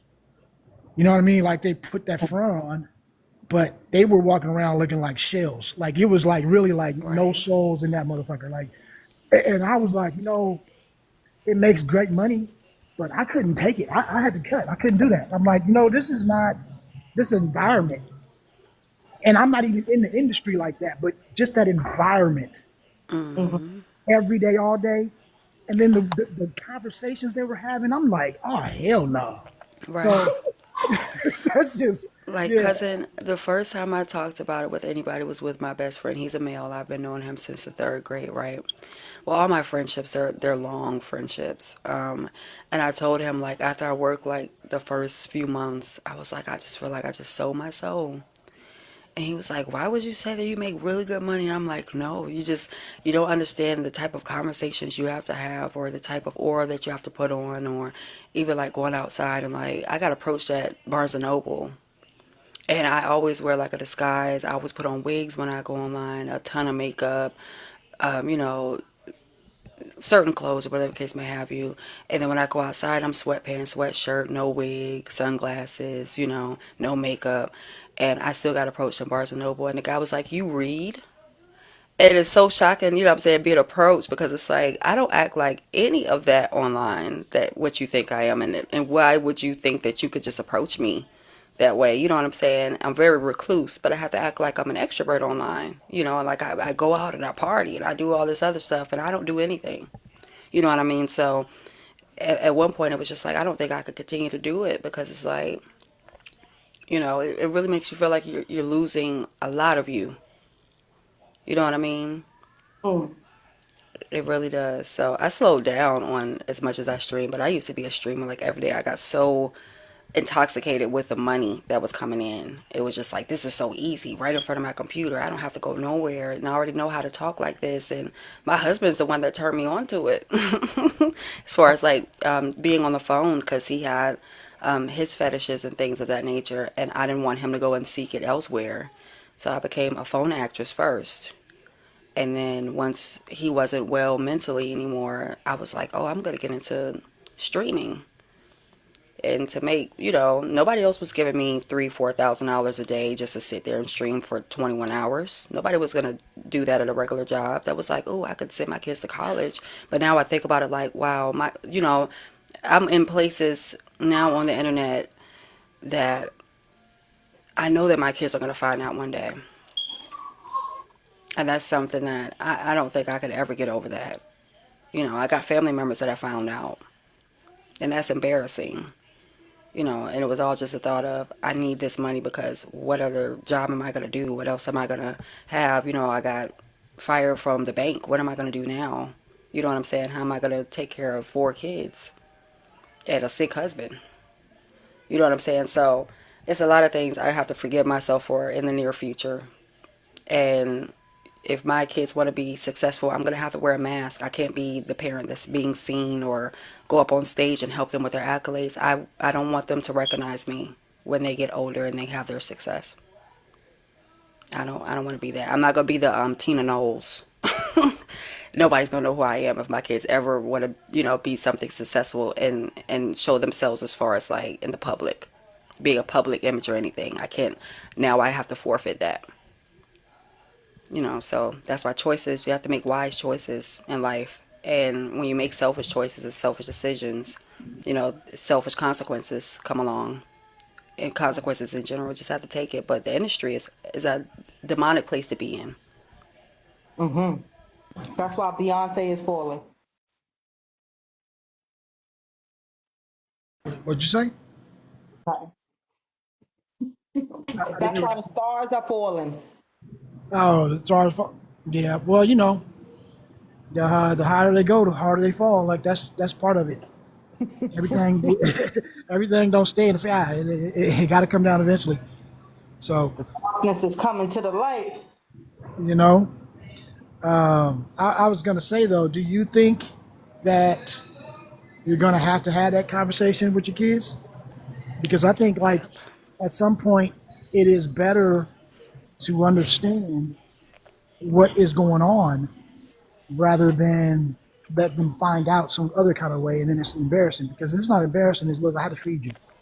I had to do this. This is what the situation was. I'm not proud of it, but this is what it is. I think that is more, I guess, palatable. You know what I mean? Acceptable Right. when you have that conversation. So just so you know, somebody may try to use this against you. Somebody may Right. try to, and you got to be ready for it. And I think that, you know what, you're right. And I think at that point, you know what I mean. You don't have to necessarily forfeit. You just might have to adjust a little bit. What you think? Yeah, I've had that thought in my mind about discussing it with my oldest because she's 16. So, and soon she's gonna be 18, turn around, and then the people that she's gonna be around and things of that nature. So, I know that how deep I've become within the industry now. I'm definitely gonna have to have that conversation first because there's no hiding whatsoever. There's no hiding it now. Like I've gotten to the point where I have to use the DECA or that's in the industry or whatever to get websites to take me down. And then there's people that approach me in regular Walmart. So now I got to deliver or have my groceries delivered now because it's people that will approach me while I'm with my kids and they'll have like these random conversations with me, and then they'll let me know in a way they'll give me my name online, in subtle ways, and they'll be with their wife and kids. So I've gotten a little bit too deep, and I'm definitely going to have that conversation. So Can I say And something? that that I seems just like. Oh, go ahead. Go ahead. okay. So I'm a mom of two boys. I'm not sure if I don't know, but cause y'all know I didn't have mom, I didn't have dad, and I had to survive on these streets at 15, 16. And if that meant selling somebody drug, that's what I had to do. And if that meant dancing in somebody's club, that's what I had to do. I have a 22-year-old boy, and I talk to my kids. I don't sugarcoat nothing. I don't hide nothing. When I talk to my kids, it makes my life a little bit more easier. I talk to them about my kids know about my sicknesses. I give an example. One time we moved into an apartment and the landlord lied to us and said he was putting in a refrigerator in our apartment. So I gave this man $3,200 for this 3-bedroom apartment, no refrigerator. My kids start seeing me get the cooler, buying ice, putting milk in here and there and whatever. I had to talk to them because they were getting antsy. Like, why are we living like this? When I talked to them, they understood. It made life better. One time, we had to leave our apartment because we couldn't afford to pay the rent. We knew the place that was going to help us, and it was in Newark, New Jersey. We knew New York City, one of the, I think, number one in national social services. But I had to talk to my kids before the transition. If I don't talk to my kids before the transition, they don't understand what's happening. They start acting out. No, Ma, we don't want to leave. Why we gotta leave? I didn't want to go through all that. But if I talk to my kids and say, hey, mom don't have a job, they're going to kick us out if we don't pay the rent. I don't want them to kick us out and we look embarrassed. So let's leave now before they kick us out. But the whole point of the matter is, you want to talk to your kids and you want the information to come from mom. No matter how bad you might think it is, your kids is going to understand. I'm sure. Yeah. I'm Yeah. sure. I But you don't mean, want it to yeah. come from Oh someone no, else. I'm not gonna let it come from a third party. I'm not gonna allow that. It's just sitting down and having like the full-fledged conversation. Like I tell my daughter, I'm a professional streamer. Does she know what? I mean, this is the day and age where you could be streaming on TikTok, streaming on any platform that you want to stream on, and she knows that I play video games. But I've also told her that because she's pursuing singing, I don't want to be the face. I don't need to have the face up there. This is all about you. I don't want anybody to. But eventually, if that becomes something that she does professionally, then that's why the conversation needs to happen. That's a hard conversation to have because I raise my children in general, but my daughters, I raise them to the point where my daughter doesn't show shoulder because she doesn't want to. Um, and she's very ladylike. You know what I'm saying? And I never have to check behind and see if she's cursing, if she's doing this, because I tell her your morals are your morals, and this is how I'm raising you. However, you have to find the reason as to why I'm telling you these things.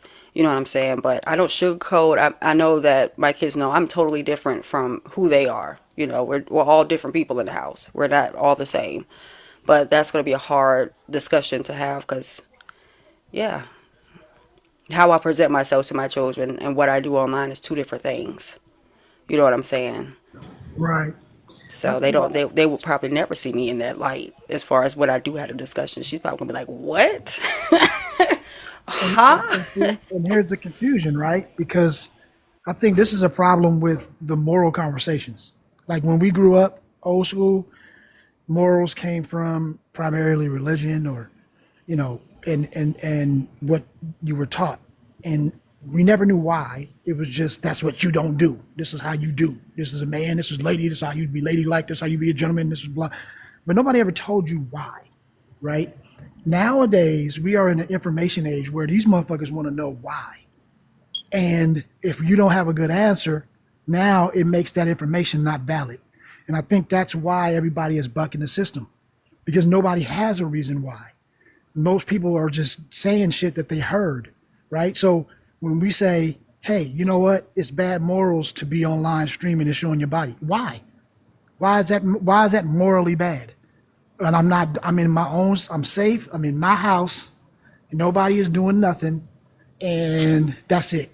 Well, because people are going to look at you a different way. I don't give a fuck how people look at me. Okay, well, it's against nature. What nature? Well, it's against the Bible. What if I don't believe in the Bible? So now where are you? Now we have this moral conversation, but no backup, right? And if you get into enough of these TikTok, at least conversations, you'll hear it all the time, where there's really no foundation to argue it other than religion or other than a man ain't gonna marry you if he know you out here. Like that's the only two reasons why you don't want to be out here, showing your body or doing this or being provocative. But when you really look at it, like what you just said, those micro issues that come up in life, right? Like what you're describing. You could be a great person, great mom, all of this stuff, but yet you are tormented by the fact that your kids might have to be embarrassed by that. See, that's something that needs to be talked about, right? These are things that come up in that industry that you don't think about. Yeah, okay, you might not get into the paraphernalia scene. You might be by yourself in your house and there's no other partners, so you don't have no STDs, you don't have nothing, you're safe, you're making money. But at some point, you will come to a point where you have to move on. And now when you're in society and everybody's looking at you crazy, that will affect your esteem. But people don't see that, right? So these conversations need to be had, I think, because especially if you have groundwork knowledge, like you've boots on the ground in it, I think you should talk to as many young women as you can, to let them know that it's not all about the horror stuff that is going to be a problem. It's the other things that's going to be a problem. Your internal, how you think about yourself. You know what I mean? That's going to be affected Facts. too. And I think they don't realize that. They just realize, They well, see if that I'm not money. embarrassed, yeah, if I'm not embarrassed and I'm not religious, then why do I have to care? Right. And if that's the case, it's a good argument. Like, why do they care? We can't, you know what I'm saying? So I think that conversation should be had. And I appreciate you sharing. I think more people need to hear it. Facts. Thank you, Miss cousin. Jane, you not religious? You don't believe in God? I definitely do. You do, right? Right. I thought so. But all you have to do is go to God and ask Him to deliver you. Ask Him to make a way out of no way. Ask Him, talk to Him. He's there to listen. And whatever it is that got you addicted, probably the money, ask Him for you to do something else and replace that money doing something else. If I'm saying that right. No, what I'm Yeah. saying is like most of the people in that industry don't believe in God like that. So what do you say to them? How do you make them, you know what I mean? Like that's what the thing is. Like how do you relate to them without using religion? Right. Because if religion is the only thing that we can use to actually tell them the right way, if someone isn't religious, that doesn't resonate, right? They just look at you like, here we go, another one of them, and then they just move on and they don't even hear it. So Yeah. what do we say to a young girl who is thinking of doing that because she's struggling and she thinks that it's just to feed her baby, and she doesn't realize the trauma that will come from this eventually. So my thing is, when you have a woman who is telling you, hey, it's not about the cliche trauma that you think it's going to be. It's all of this other stuff that will affect your life that we take for granted, and you don't realize it until it's too late. And I Right. just think that those conversations need to come out more. We need to stop trying to badger people with morals and religion, because that shit is subjective to people. You know what I mean? Not to us who believe, but for those who don't, they don't care nothing about that. And so, Right. but they will care about these real world situations. So that's what I meant. Right. Because some of my friends in the industry, they've been in for, I mean, over 20 years. You know what I'm saying? It's some women that I met that they don't even have to be online like that, or they don't have to do scenes and stuff like that. And their lifestyles are great, but they don't talk to their children, or they don't have a love life anymore, or their love life is crazy because of how they are and what they started with doing. I mean, at the end of the day, I don't shame anybody, but I definitely don't share where I work at online, and I definitely don't allow other women, because it'll be like some panels, they'll be like, wow, hook me up. And I'm like, it's a trap. It's literally a trap, because the money's going to be there. You know what I'm saying? But when it comes down to it, like you said, cousin, it's those small things that turn into big things, that it's like at one point, yeah, I needed that money and I wanted to get in this industry because it just seemed so easy. And the person that got me in just made it so easy. I didn't have to show a thing. All I had to do was talk. You know what I'm saying, at first. And then it went from talking to now I'm elevated into something else, because that money changed and the industry changes. And it's no different than, many people look at it like, oh, it's different than this. You can join a career and sell your soul in that career because it's something that you don't want to do. You see what I'm saying? It's something that goes against your morals, your personal morals. So it's not just the industry, it's any industry out here. You know what I'm saying? It's not just people that make thousands of dollars a day or make millions of dollars a year. If that's not something that you're supposed to be doing, you're going to go against that. Who you are, and what you believe is going to go against that. You could be a lawyer and never care about a person, and always think terrible about people, and now you're a defense attorney. So now you've sold your soul. You see what I'm saying? So it's not necessarily just that particular industry. It's whatever that you're doing that your morals are set up different, and you're going to have to answer to those things. And how are you going to figure out these answers? I can go to God all day, but I put myself in this situation. This was my works. So when it comes down to it, I have to take integrity about this. And those conversations, yeah, they are going to be very difficult to have, because it's like, how my daughter speaks is completely against a great deal of things that we talk about on the panel. It's because of the communication I've had with her. But I've been working differently for the past 4 years online versus what I've been teaching, you know. She doesn't even believe it, that women should go to, the TT bars. She's like, oh, such and such mom works at the TT bar. I'm like, stop it. And the whole time I'm thinking, I'm doing more than, such and such at the TT bar. You know what I'm saying? Or her not wanting to lose her virginity based on her morals and her religion until she's married. That wasn't something I chose. That's something that I told her. You have to make sure that you understand the decisions that you make is going to be based on your morals and what you believe in. So if you're against it, don't do it. But me being a veteran and then me being a nurse after that, and then me doing this, as long as I've been doing it now online, but I've been doing it for years on the phone and stuff like that. At first it was about my husband. Now it's about, I got to make sure that my kids are good. Grapes are $1,000 now. They're not technically $1,000, but So yeah, it's a trap.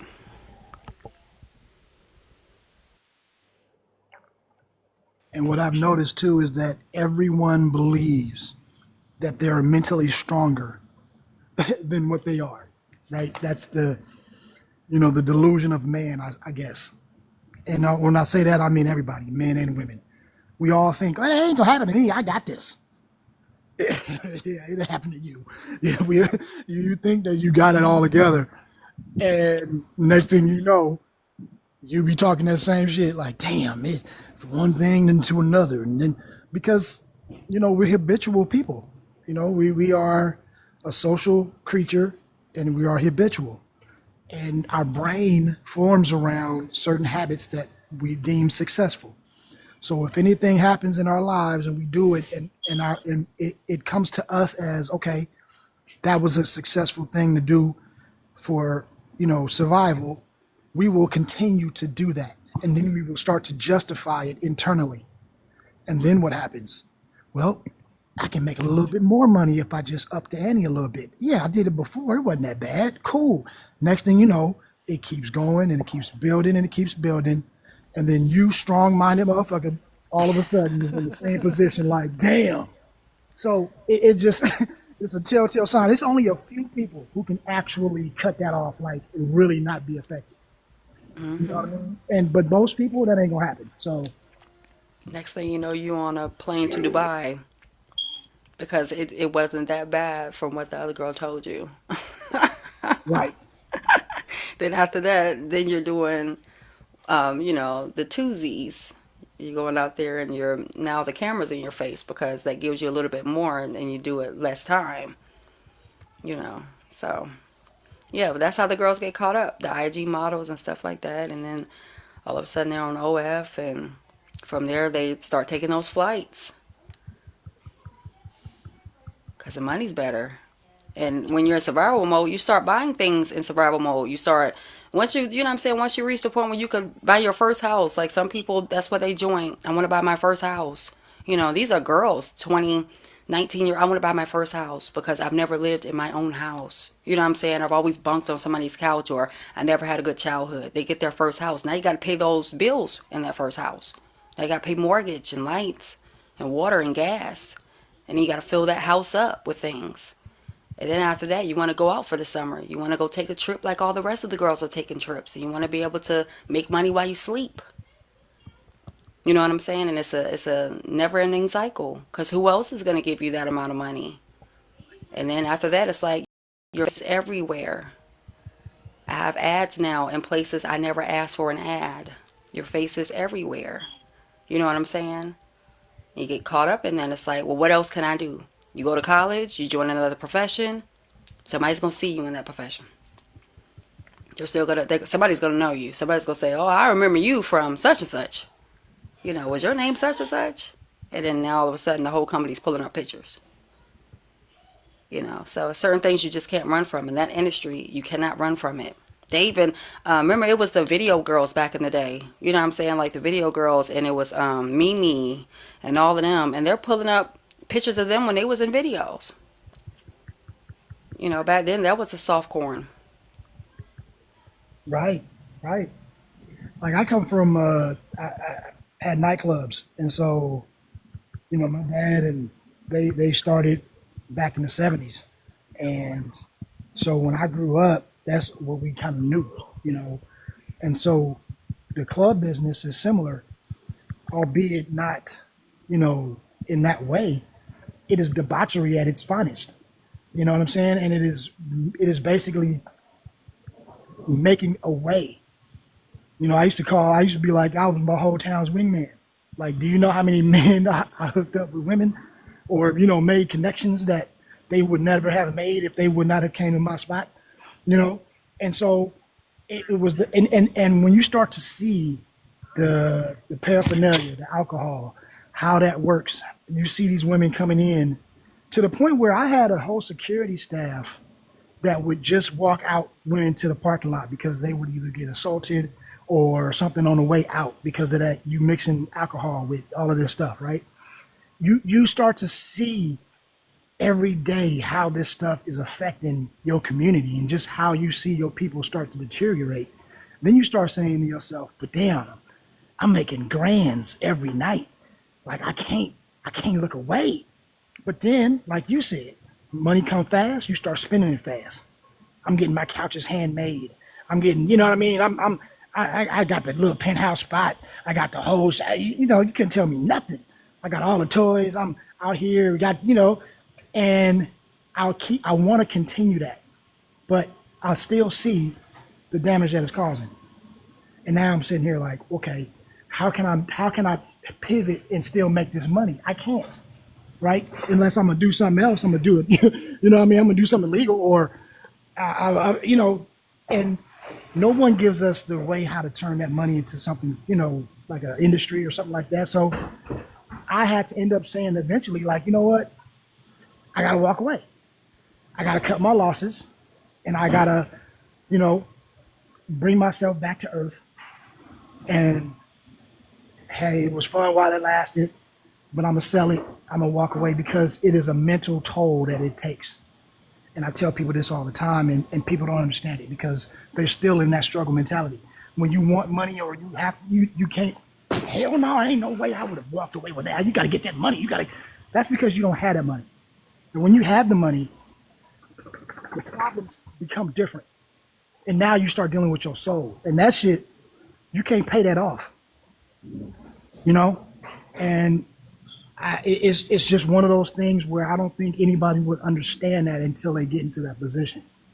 Because when you don't have, that's the main problem, is trying to get. Does that make sense? Yep. Yep. Go ahead, Karen. Yep. The show do make sense. That's my everyday.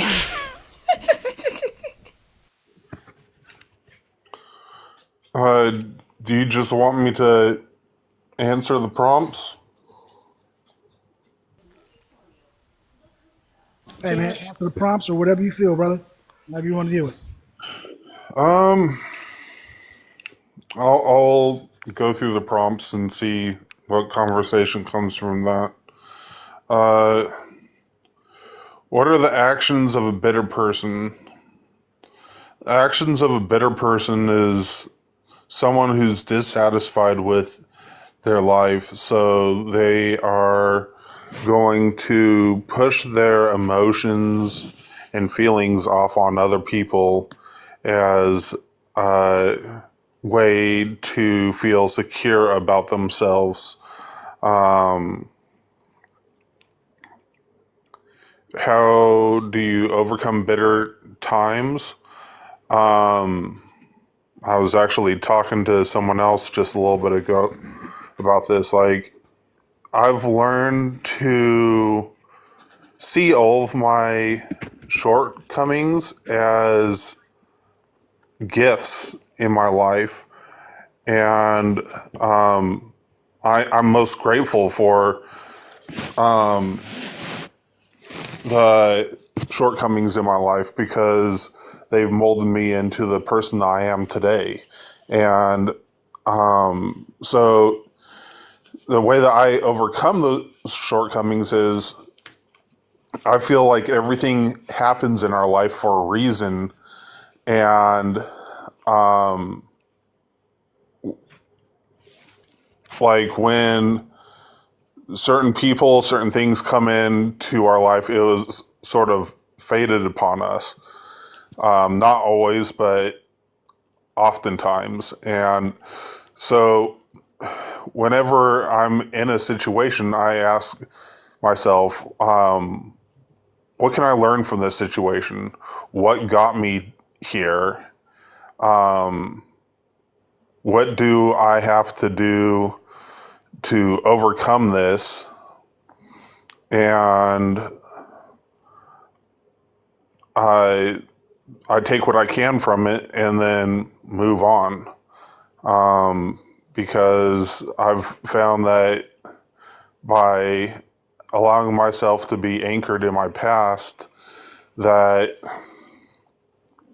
it has brought me down and prohibited me from growing the way I was hoping to. Would you be able to date or be friends with an unforgivable person? Why or why not? I don't know what the host means by unforgivable person, but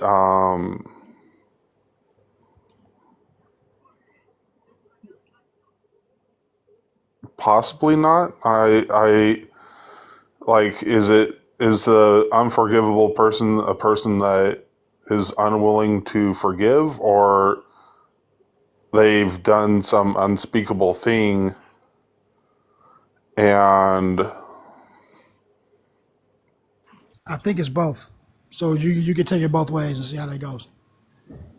Doesn't sound right. well, if they've done some unspeakable thing, then no. But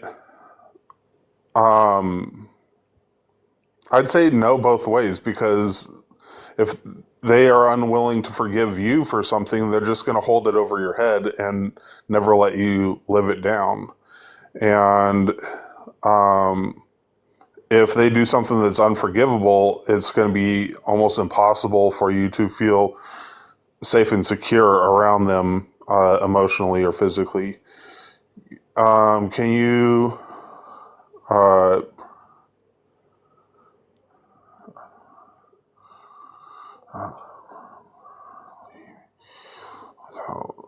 um, I don't think you can properly heal without forgiveness, because of the simple fact that um, you need to be able to forgive yourself or forgive other individual, to be able to move forward.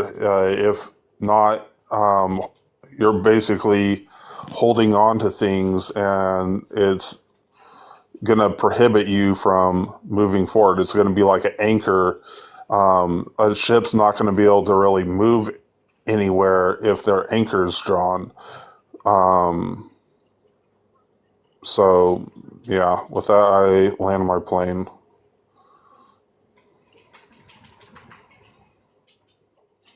The The anchor, heck did Jane anchor. go? So I don't know. Everybody bounced. What Everybody happened? just gonna dip up out of here. Ain't what? Yeah. I apologize if I scared everyone off. Oh man. I think they forget It was you your though. fault. We're gonna blame you, Karen. That's it. No, just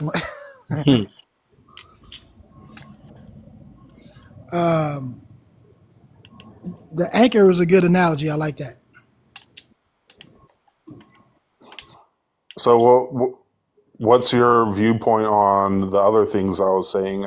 I'm always interested feedback and, like, people who play devil's advocate or just disagree in general.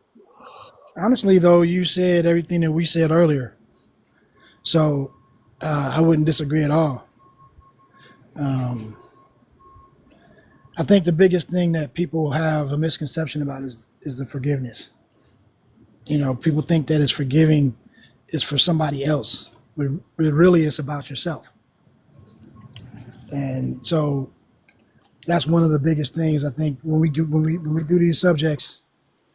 That's what we hear a lot is, you know, somebody forgiving somebody else, and it's like, no, you got to forgive yourself. That's what forgiveness is for. It's for you. It's not for them. Yeah. And so Yeah. If you don't mind me asking, what do you guys do for work?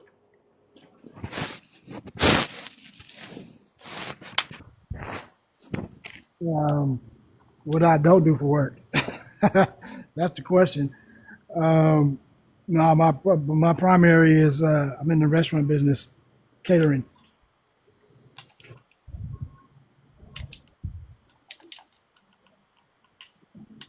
and other than that, selling art. That's it.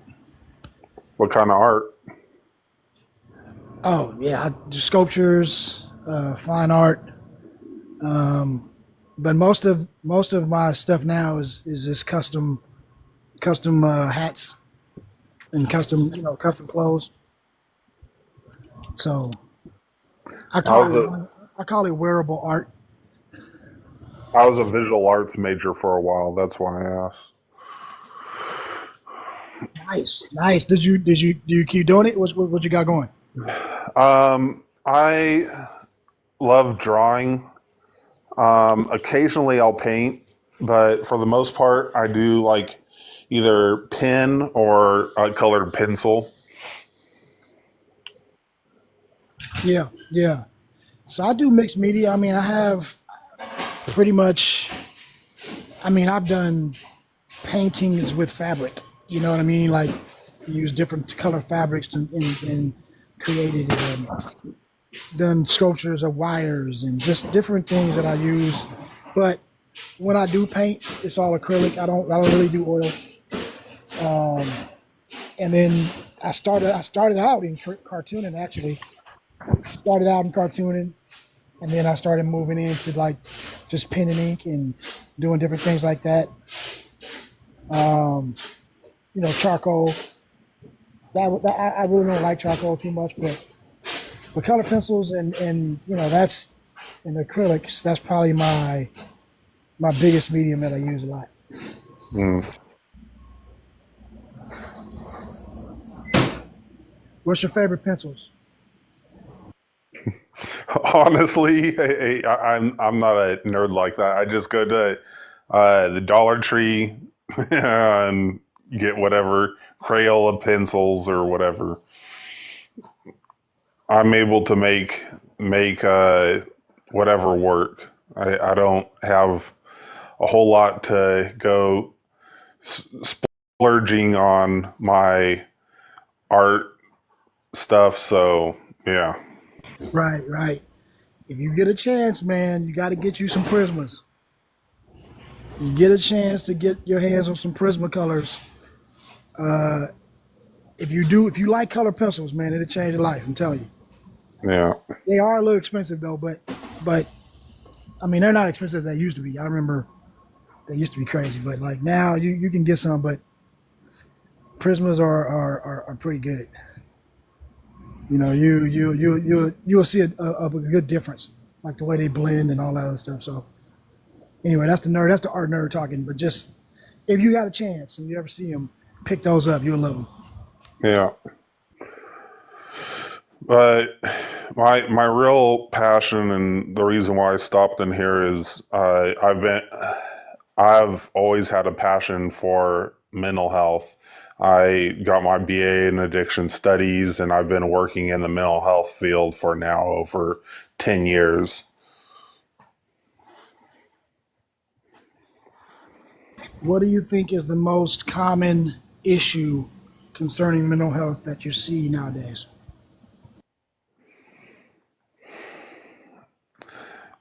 I mean, that's a pretty, in my opinion, broad question. So people just, people being impatient and people not wanting to look at themselves because of a fear of what they may find. Ah, yeah. See, we call that mirror work. Yeah. We talk about that all the time. So, yeah. Is that what would you say that stems from just that fear? Right? Fear? One of the most Yeah. powerful motivators, right? So what people don't understand is like, yeah, there's a lot of discomfort in looking at yourself and sifting through your issues, but some of the greatest things in life, finest metals and like diamonds and stuff like that, they're all forged from like pressure and extreme situations. And so it's important to embrace that discomfort, knowing the outcome.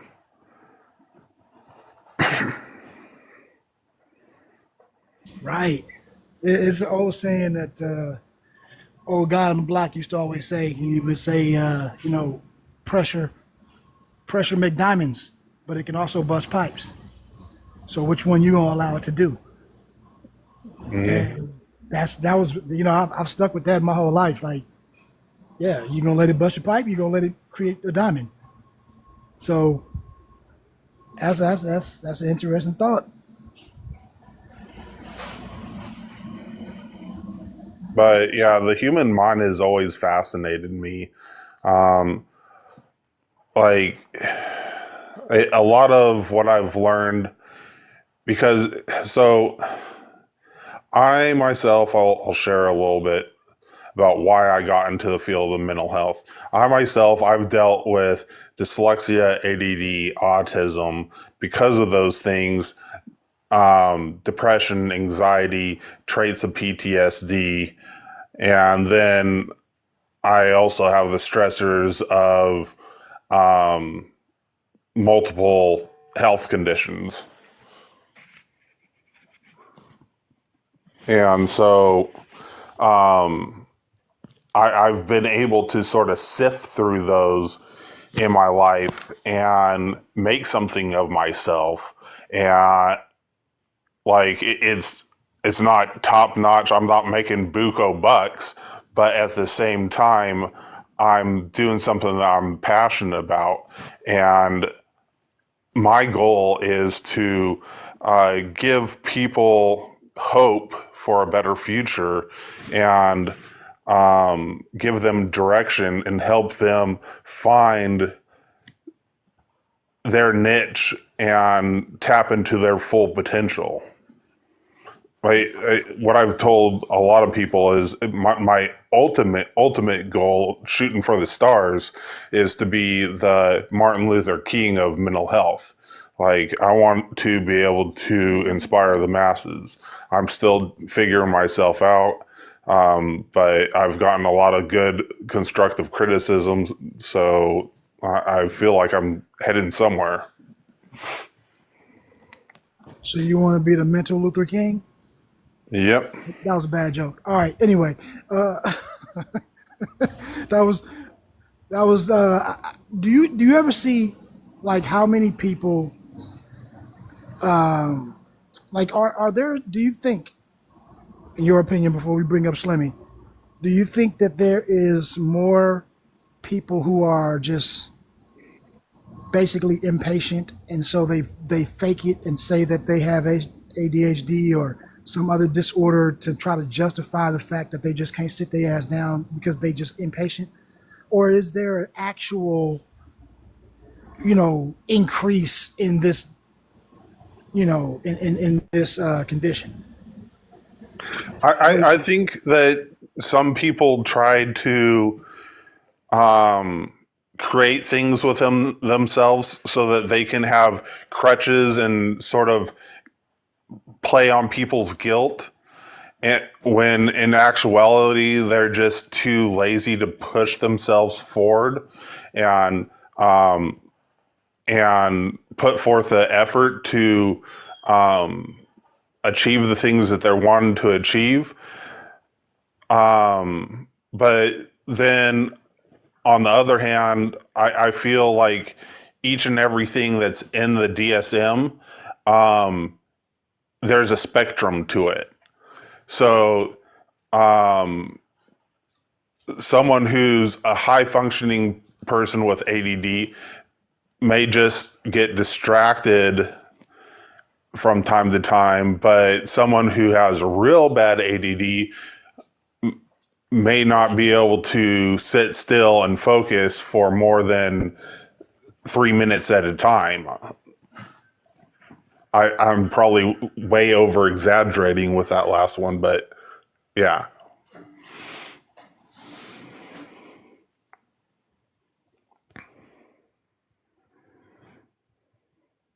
I land my plane. All right, all right. Hey, Slimmy. What's up, cousin? Hello. First of all, how you feeling? Let me get I'm that out the good. way. You I'm good? good. I'm good. I was Barbara the Builder today. Oh shit, what you building? I put my bed together all by myself. Wait, you said you put your what? Your My bed? bed together all by myself, like my whole bed frame. I built it by myself. Did you From have any extra scratch or pieces? IKEA? Huh? From scratch or IKEA? Amazon? Oh. Okay, that's the new IKEA. We take that. Hey, did you have any pieces left over? Don't lie. No. How many screws you have left over?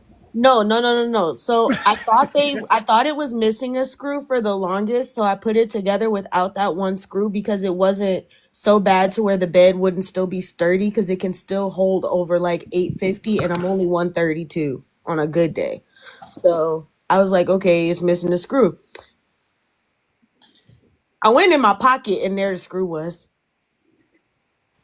Okay.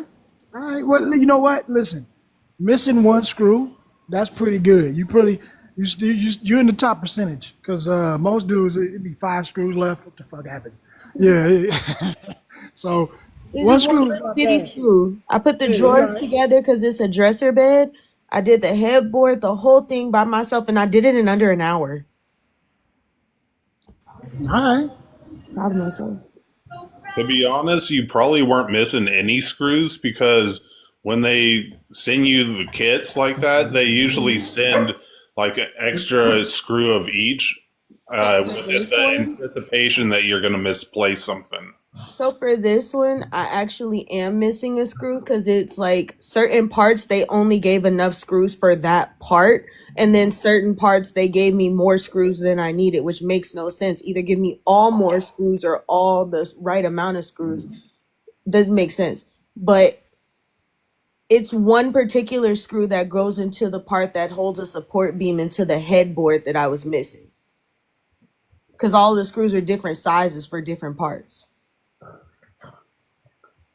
Is there a second screw that's similar to the one that you're missing? Because if so, I'd remove that from the bed frame and go to your neighborhood Home Depot or Lowe's and just find another screw and Oh put no, it. I found the screw. It was in my pocket the whole time. It was never actually missing. Oh, So I can put it in my bed, but I didn't already put my mattress on it and made my bed, so I'm not gonna do that. gotcha. I'm tired. Well, But that's I did good. it. You're home now, so that's all. That's a good thing. Oh, cousin, where were you yesterday? Oh, What happened?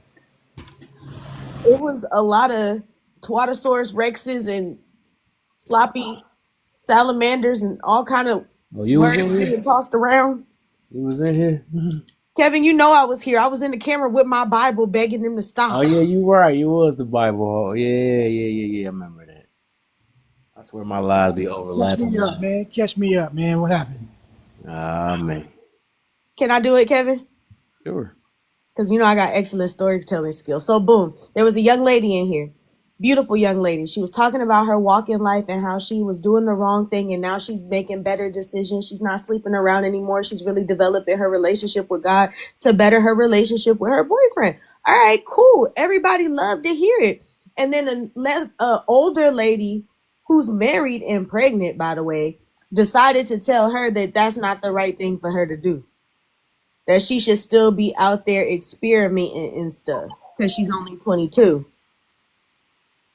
And so after Kev kind of told her You can't tell her that she's wrong for wanting to better herself. She started coming for Kev because Kev is voluntarily celibate and has been for quite some time. And so then she was saying, why would you do that? Why would you do that? And then some lady I'd never seen before named Kelly just started going off. And then it was World War III.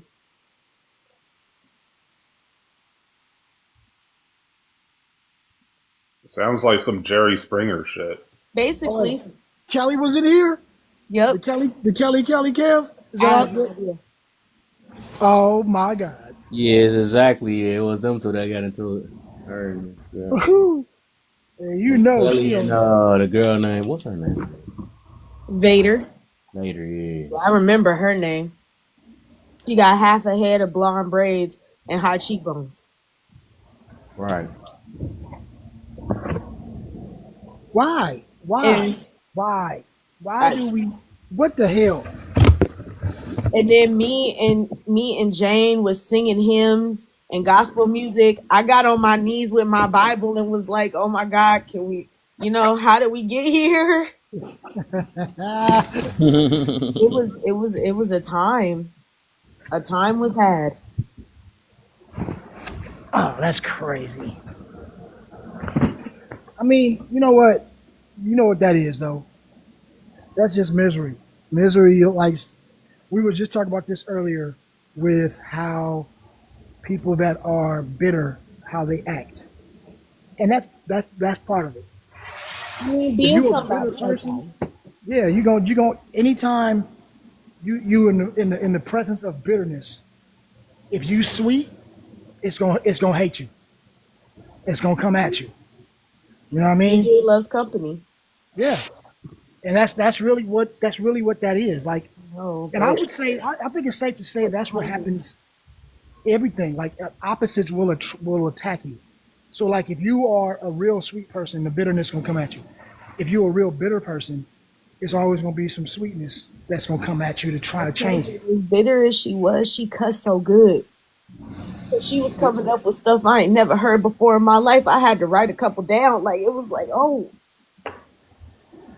Like I really wanted to be on Kelly's side, but she was eating Kelly up. Really? Yes. Oh, that's fucked up. When you bitter and you clever, oh. What denomination are y'all? I'm agnostic. Yeah, I ain't gonna lie though, she was getting there. I ain't want to say You that. look I was like, dang. Oh, it was just That's like, why I ouch. was like, I'm a fan. I say you funny. I say I give her she funny though. So, She cussed that's so her second good. time being in my room though. Main thing, what you doing down there? Come on. Cuss so good. I cuss We pretty was coming with a good. bunch She of her little had friends that me had some scratching jokes. my head on a couple of things. Cause Kelly called her a twatosaurus rex or a twatosaurus. And then she called her some kind of something big sloposaurus. She told her that she said your background failed her because she said something. That just cried. I was crying. I was like, what's it? She's like, yeah, when you thought you had your dirty But I background. knew Kelly really didn't have nothing to say when she was jiggling her arm fat in the camera. And then it was like, damn, I was rooting for you. We were all rooting for you.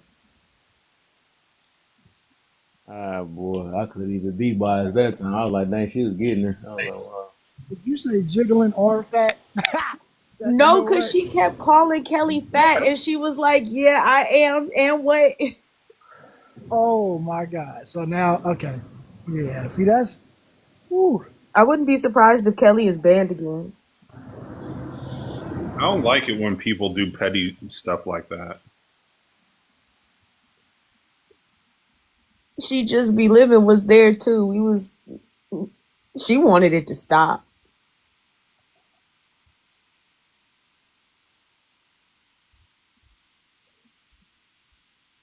But it's funny because I don't know, man. I think I've been trying to figure out why we have like that vindictive streak in us as people. You know what I mean? Like every so often you just want to see somebody get slapped the shit out of or something. You don't know why. You know what I'm saying? Like you don't want nobody to get hurt, but you like to see somebody get slapped. Does that make sense?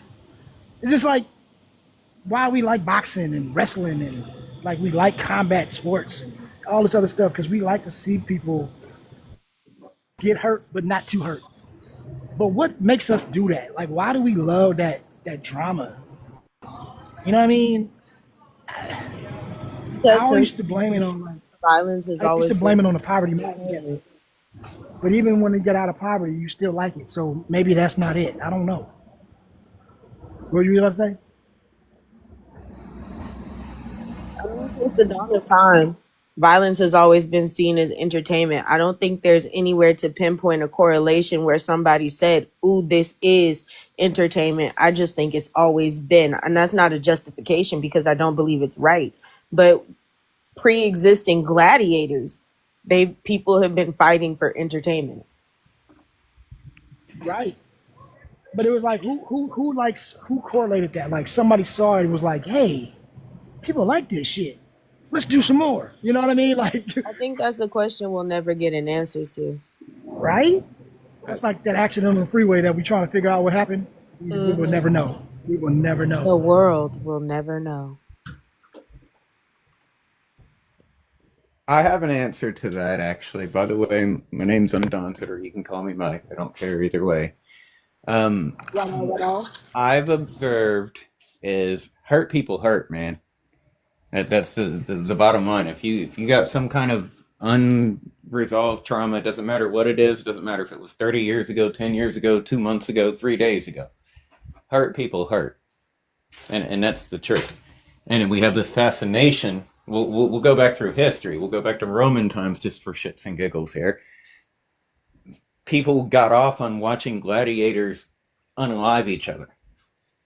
Remember that. So it's really, there's not a full answer, but okay, think about all the things that went on with the society then, the same things that go on now.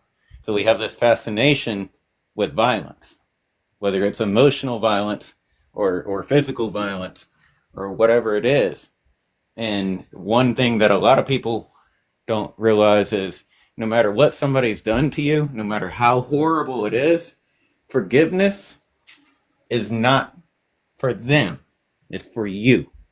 And you cannot heal. To answer one question that's on this guy's prompt, because I don't know him personally, yes, you must forgive to heal. But it's not for them. You don't forgive them for them. You forgive them for you. Because at the end of the day, there's always light and there's always dark. You choose which one to feed. You can either feed negativity or you can feed positivity. And if you are feeding more negativity than positivity, well, if you're still angry for what somebody did to you for 20 years ago, no matter how horrible it was, you're the one that's losing at the end. You're the one that's limiting yourself, whatever that, because that can play into self-limiting beliefs. That can play into, well, I'm not going to do this because so-and-so did this to me 20 years ago. And there's people that literally, they don't even consciously realize that. And it plays over and over and over again. And I see it in a lot of different people. But I'm going to leave that there, and I'm going to go back to doing my equations. I'm just here to listen and observe. So I have a few things to say about what he just said.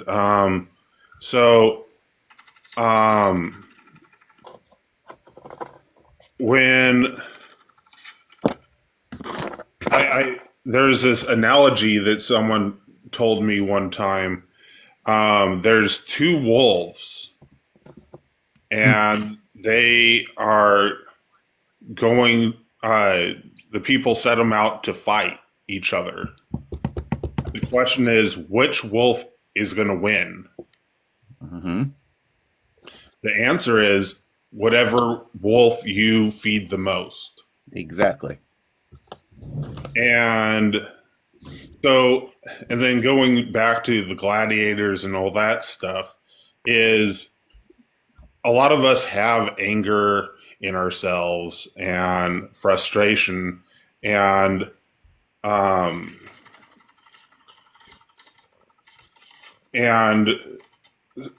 I think that a part of us, like, we don't want to be these ravenous people who are violent and stuff like that. So we take pride in vicariously living through these fighters and stuff, and like picturing the people that we have qualms with as the one that's being pummeled. And so I think that's another part of the reason why we enjoy it, because like the reason why any person enjoys a good first person shooter game, because you're able to imagine people that you do not like out in that battlefield or whatever. And at the end of the day, you haven't hurt anyone. Yeah, that is a good point. And to my brother before, you raised a question, and I'm gonna ask that question to the panel after we hear from. All I see is she? What's your? She said she'd be right back. Slimmy or whatever her name is. Yeah, that was Slimmy, but then there's somebody up on top too, right? Yeah, I don't know who she is. I don't know anybody in here except for Jay. Oh, is that what it says? Okay. I just want to make sure I don't mess the name up. Did you have anything to add to it? I'm cool. I'll jump in when I feel like I hear something I want to respond to. I'm sorry, I couldn't barely hear you. Could you say that again? Oh, I said I'm good. I said I'll jump in and respond when I feel like I hear something worth responding to. Okay, I got you. So when he brought up, we went back to like the Roman times with the gladiators, right? Even before then, I mean, there was, even if you go across the world, if you go to India, there was similar events, right? If you went to the Mayan culture, there was similar events where it was, duel to the deaths and all this other stuff. All throughout time, we've had that. And then all throughout time, when we've always had a pivot to the opposite. So when we have, let's say from Roman, then we go to the Renaissance, where now violence is frowned upon.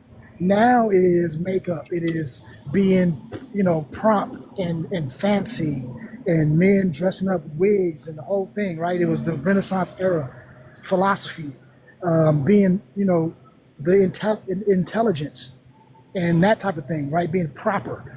That was all of the rage. And then it goes back again to violence. Then it goes back again. It's like a seesaw. So my question to the panel, if we're looking through history, and now we're in 2025, and what is the biggest thing that we're complaining about that we hear on this app? Either drama or makeup, weaves, and lashes or some shit, right? Like, these are the two complaints that primarily, keep us going for some reason. But yet, these are the two things in history that have never, ever stopped. What do y'all think about that conundrum? Have y'all ever tripped off that, or what do you think about that? And What two things? So, we have this idea, the beauty standards, right? Being Right. super soft, being, like you see it now, where men they're battling masculinity. It's either you're super masculine or you're feminine, right? But that has always been in history, even back, like you said, back to the Roman days. It was that same battle. If you go back even prior to that, antiquities, it was the same. It was the same battle. And so we complain about it every day, all the time on this app, at least. But yet we all do it. We can't get away from it. Why do you think that is?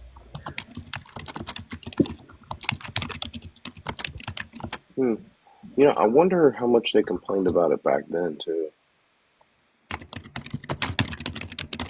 Because people in general just like drama.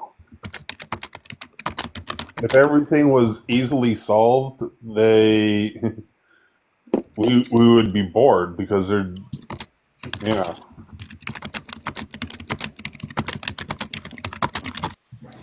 Right. Because I even did like just a quick study for like just every 100 years, right? And if I went back to 1920, we still had the same arguments. But the difference was it wasn't lashes and weave, it was tight dresses and red lipstick. That was the biggest thing back then. And this, we talking about 100 years from that, or 100 years ago. They were still debating and arguing. Men were still telling women that they was too promiscuous for wearing red lipstick, or they shouldn't wear this. We like them, we don't. And we do the same thing now, right? And if I go back to the 1800s, it was the same shit, right? So it just seems like the same conversations perpetuate. It's just different characters or different items, but it's the same premise Hey, throughout cousin, what history. we talking about? What do you What we think? talking about? I had one other thing to add. Yeah, and I'll So, bring you up to date after he speaks. Okay. so I also think that it's society's way of suppressing us, because if they are able to keep us going on, oh, I need to be this, I need to have this, and us continue to fall short of that, we're never going to meet our full potential. And so by doing that, they are, like I said, suppressing us so that the rich stay rich and the poor stay poor. I, I know that's a huge shot in the dark, but I'd I like don't to know. add to that because I was Yeah, actually sitting. yeah. I'm actually working on a book right now in a learning piece, and then I'm also working on a graphic novel series. I got a lot of different things I do in my spare time. I don't even really get on TikTok like that, to be honest with you. I hate social media. But the first thought I have, and this covers what you say, cuz you cannot manifest abundance from a broken mindset, and very few have a full. And I don't even understand it all, and I'm still learning. I'm not acting like I'm the shiznit here. It's all a learning and growth and self development process. But you cannot manifest abundance from a broken mindset, and few have a full understanding of the universal laws and how they apply to everything and everyone. It doesn't matter what religion you believe, the universal laws still apply. And in the end, we are all one with the universe. So to cover what Caring Hands said, propaganda is used by those in power because they understand that. They understand the universal laws perfectly well, and they use it to manipulate to maintain the status quo. You think, for example, you really think that capitalism works if everybody makes $1 million a year? Just to throw that out there, especially in today's economy. Only if everybody else make a trillion, right? Yeah, like That's if you that's make $1 gonna work. million, then Elon's got to be worth 500 trillion. Then Right, it's right. always going to be, and it's like that throughout history. And the thing is, and I'm gonna share a little bit, of things, other things I do. I've done some extensive family research, and to put it bluntly, I don't expect anything from anybody. But when you start going up my family tree, I've got, I'm like seventh cousins removed with Lincoln and fifth cousins removed with Benjamin Harrison. And that's just recent. I got, the further back you go, the crazier and wonkier it gets. And what I discovered, the first thought in my head, which it wasn't like I expected anything, but I'm like, really, man? Damn, where's all the money at? Because, that's a lot of money, when you account for the royals and everything else that's involved in my bloodline, especially with respect to my mother's, lineage. And I'm like, but at the end of the day, here's the reality. If you don't have a great, a positive mindset and a mindset of abundance, you're never going to be abundant. I don't care who you are, how successful you are, you will not be abundant. And you can be a millionaire and lose it just like that. You could be a billionaire and lose it just like that if you don't have the right mindset. Money is not, it's not the end all be all. It's what you do with that money. Money is a tool. It's not just meant to, let's pay my bills and everything will be okay. No, you need to make that money work for you. If you got $100 in the account and that's all you have, and all your bills are paid, well, that $100 ain't gonna do nothing for you if it's just sitting there. Put it into something, you know.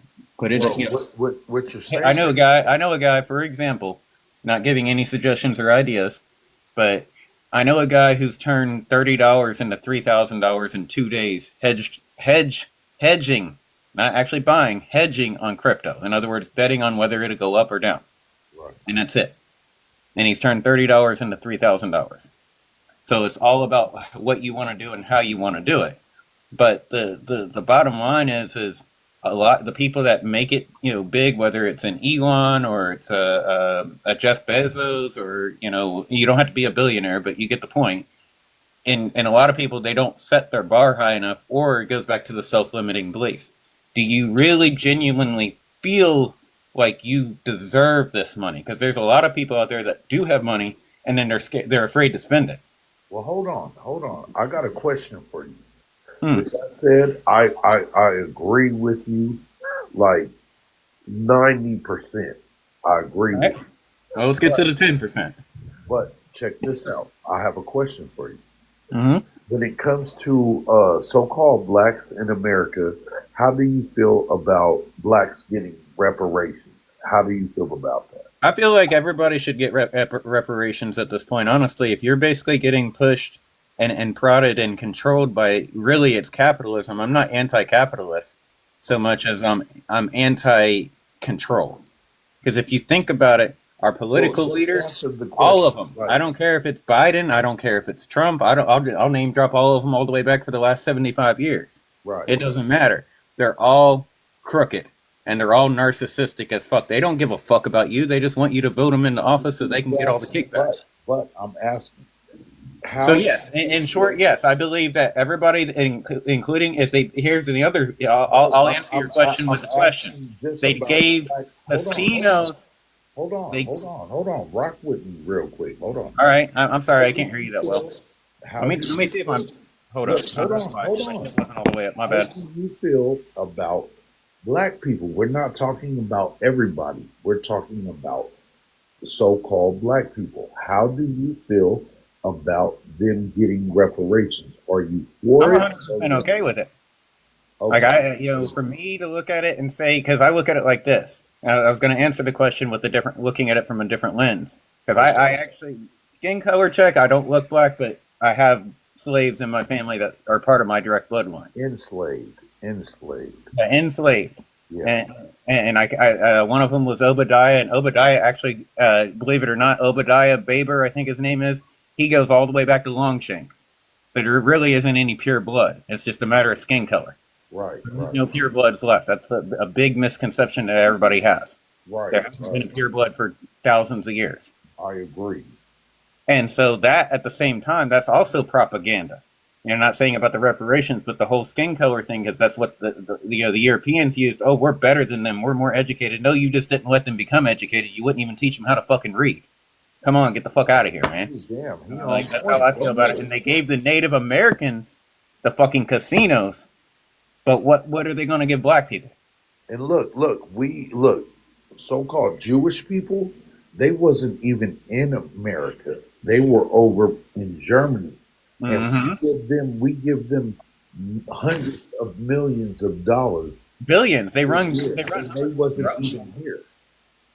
They run Hollywood. Somebody update me on what we talking about. You know, like all of the major record labels and everything else. It's all the same thing. It's like there's how many musical artists out there? For example, there's thousands of artists. There's really only about 20 or 30 actual music writers. Right. Like it's wild. Like you sit there and look at it, and then everybody talks about everything else going on. Man, the whole game when it comes to music and the entertainment industry, it's all garbage. Like we've been fed a lie for most of our lives. It is. Like a lot of people are letting people go off their label because they put it when people start getting smart and owning their own labels, getting their deals. When we start learning the business, then they switched it over to now stream, and ain't nobody getting paid off of stream. Oh no, absolutely. And the thing is that the trick to making money in the music game is not making your own content. It's just like, you can work here. Look at it this way: I can go to work and I can make, my earning potential right now as I stand. If I do my main thing, which is I'm an electrician by trade, but I'm trying to change that. Right. And I don't work every day because I work for myself. I don't have to. But check it out. I can, if I work for somebody else, if I wanted to actually go and get a W-2 position and get out of bed every day, which I refuse to do that, but if I did and I had to, I could. But I'll make at least $35-40 an hour. With $35-40 an hour, that's not that bad. And with overtime, that comes out to probably about $130,000-140,000 a year. Now the reality is, because of the inflation and all the shit that we've gone through for the past several years, Right. the reality is that 140 grand is still middle class, bro. Like it's, and then thank you, honey. And so then we have, you fast forward through, like, whether it's the music industry or anything else. Okay, I can either do what I do, or I can go make that 30-40 an hour. Now I can go and spend 3 hours of my time, or even 30 minutes of my time, and I can make $300 easily. It doesn't matter what it is. You ain't getting an electrician to show up at your house for less than $300. I don't care who you are. If you're my friend, I might do it for $200. If I don't know you, it's $300. But it doesn't matter if it's a plug or whatever it is. I charge by the hole. Now, if I was doing that for somebody else, they'd want to, or by the project. But if I was doing it for somebody else, they'd want to pay me $30-40 an hour, and then they would make their $5,000-6,000 on the job, or whatever it is. They'd make a significant profit. Is the point. Now, Hey, are you? I got a question. Are you so-called Caucasian? I don't identify that way. I identify as mixed race. What is it? What's a so-called Caucasian? I never heard of that. I'm just saying. Because I'm saying so-called because some people, like I said, he said I don't identify as that. I identify as something else. You would see me as white, but Okay. I do not, because I know The reason why I asked you that is because I love. Okay, you identify as white, but I love when it's a white person and they're talking sense, they're talking truth. It's a beautiful thing. Well, you gotta look at my background too, and I'll explain a little bit about me. Like, I do have the genetics. Like, I'm not 100% white. Why do you say that though? Hold on, what are you asking me? Yeah, why do you say that? Because when we're in these groups, a lot of people don't know the history, and they come off sounding entitled and not even knowing it, not even thinking in their mind, but their knowledge, they come off as entitled. But him being educated, I asked him what his race was, and he said pretty much white. And I appreciate, because he's being honest, because a lot of white people, if they're not being honest or they're trying to be honest, they will come off a different way. But he's educated, so I appreciate that. That's why. Yeah, and for skin check purposes, yes, you would see me as white, but for genetics and ethnicity, no, I'm absolutely not. And I then, might be lost or something because I don't get what do skin got to do with anything. well, It has to do with a lot. yeah, let me explain. Well, I know let me see what he mean. What you mean, bottom? let What me do you mean? clarify what I'm trying to say. No, So, hold up. Okay, talk to me. Both of them, whatever your name is. Talk What to me. would you get into about that? I'm trying to see what's the point. 'Cause I might be lost. Okay, well, you asked me a question and I explained it to you. I don't think you explained it though. You did. You just Okay, said I'm that gonna it was a explain lot. it That's to why you. you said. Okay, ask your question again, real I quick. just said what do the skin thing mean? I don't understand where that came from out of nowhere. Okay, I asked him what was his race, right? He told me. And I asked him just because he's being real truthful and honest to the heart, and I appreciate that. And when we look at a lot of white people, they will say their truth, and they'll be like, "Oh well, I'm not racist. I got a black friend." but they'll say certain stuff to where we'll be like, man, you don't understand what you saying. They're not understanding what they're saying, but it comes off to us as racist. So I asked him his identity because he is being honest. He is like really honest with it. He's honest. You got nothing to hide. Yeah, so that's why I asked him. Did I answer your question, host? I guess so. Yeah, it was just because I think it was just kind of random to me because y'all was just talking about his business and all this other stuff or whatever. Yeah, but And he was like, when we was A talking lot of about things. A lot of reparations, when things I I asked said. him about Yeah. reparations Yeah. and his okay. response to that, because you would ask a lot of white people about reparations, they'll be like, why would we give y'all free money? Why y'all need to why do affirmative action? Why do y'all get free? I mean, I could give you the other side to that is because generational wealth was not able to be acquired, and then when black people started doing it, look at what happened in I can't remember the name of the town, but in Oklahoma or wherever it was, and they destroyed the whole fucking town.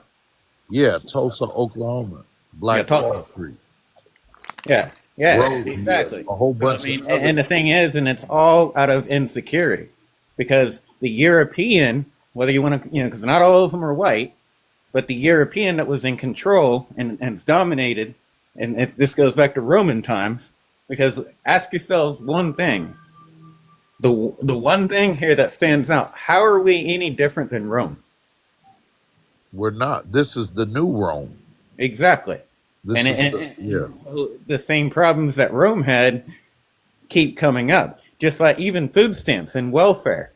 All of that. Everybody has this mindset of, oh, the government. Well, here's one thing. It would do everybody a great deal to actually take some economics classes. I actually tell everybody that needs to be in school. because people don't understand. Oh, the government's giving me free money. They're giving me free money, but the reality is, all they're doing is making the fucking price go up and up and up. Because you can't print money. Yes. There's a reciprocal relationship there. The economics doesn't lie, and the rich white man or the rich person in general, they're not going to lower their prices if they know you got more money in your pocket. Guess what? What happened when they started giving out all that money? The rent prices done doubled. But see, we have did everybody else to teach our own kids economics at home, because we can't just send our kids to the school and think that they're going to educate them the right way. We have to do They're not. They're absolutely not going to teach them. It's not part of their curriculum. All they care about is passing those tests to get their bar met. Exactly. Really, what it is the teachers, they're capable of teaching, but they're handicapped because of what they're told and forced to teach, because their metrics are based on the test scores. We're having a whole phone conversation on this thing. I mean, man, I'm saying, right? Can I introduce something to the class? Have you ever thought of the fact that maybe it's just as simple as most people can't grasp it, period? Hold on, what'd you say? What'd you say? I couldn't hear you. Most people won't understand it, period. The majority of people are followers. Right. When I hear people talk about we don't need leadership or it's this and that, I'm like, look, no, we need to fix it, right? We need to fix the leadership. We need to fix, there's things in the system that need to be fixed, but the system definitely is needed, because most people are stupid as fuck. I'm sorry. We're gonna keep it a buck. We're just gonna keep it a buck. Most people don't have the wherewithal, the mentality, the fortitude to make millions. If that was the case, everybody would do it. Right. The reason why we have handouts, or what people call handout subsidies, things like that, is because most people cannot do any better. So that means that what we have to do is, I think I agree, we got to educate, right? Education is the first part, okay? But even with that education, most people are not going to grasp it. Even now, right now, we can sit up here and talk about how the inflation goes and how this and now, well, if I make this money, it ain't nothing because the dollar. Bullshit. You just not living right. That's the bottom line. Well, we're trained to work for somebody and not to own our own businesses. Everybody can't be their own business, though, is what I'm saying, right? But I'm saying we're trained to work for somebody. But what I'm saying is that's a natural thing. Most people, that's all they're How about capable of some? doing. If we're gonna be honest, we can have this fairy tale and be like, hey, I'm not supposed to work. everybody can make it. Everybody can be the American dream. That's the reason why they got us in this situation, right? That propaganda, that idea that this system, anybody can make it. But meanwhile, only 10% of people. I don't think people understand how many people's on this planet, and only 10% is making over 100 grand.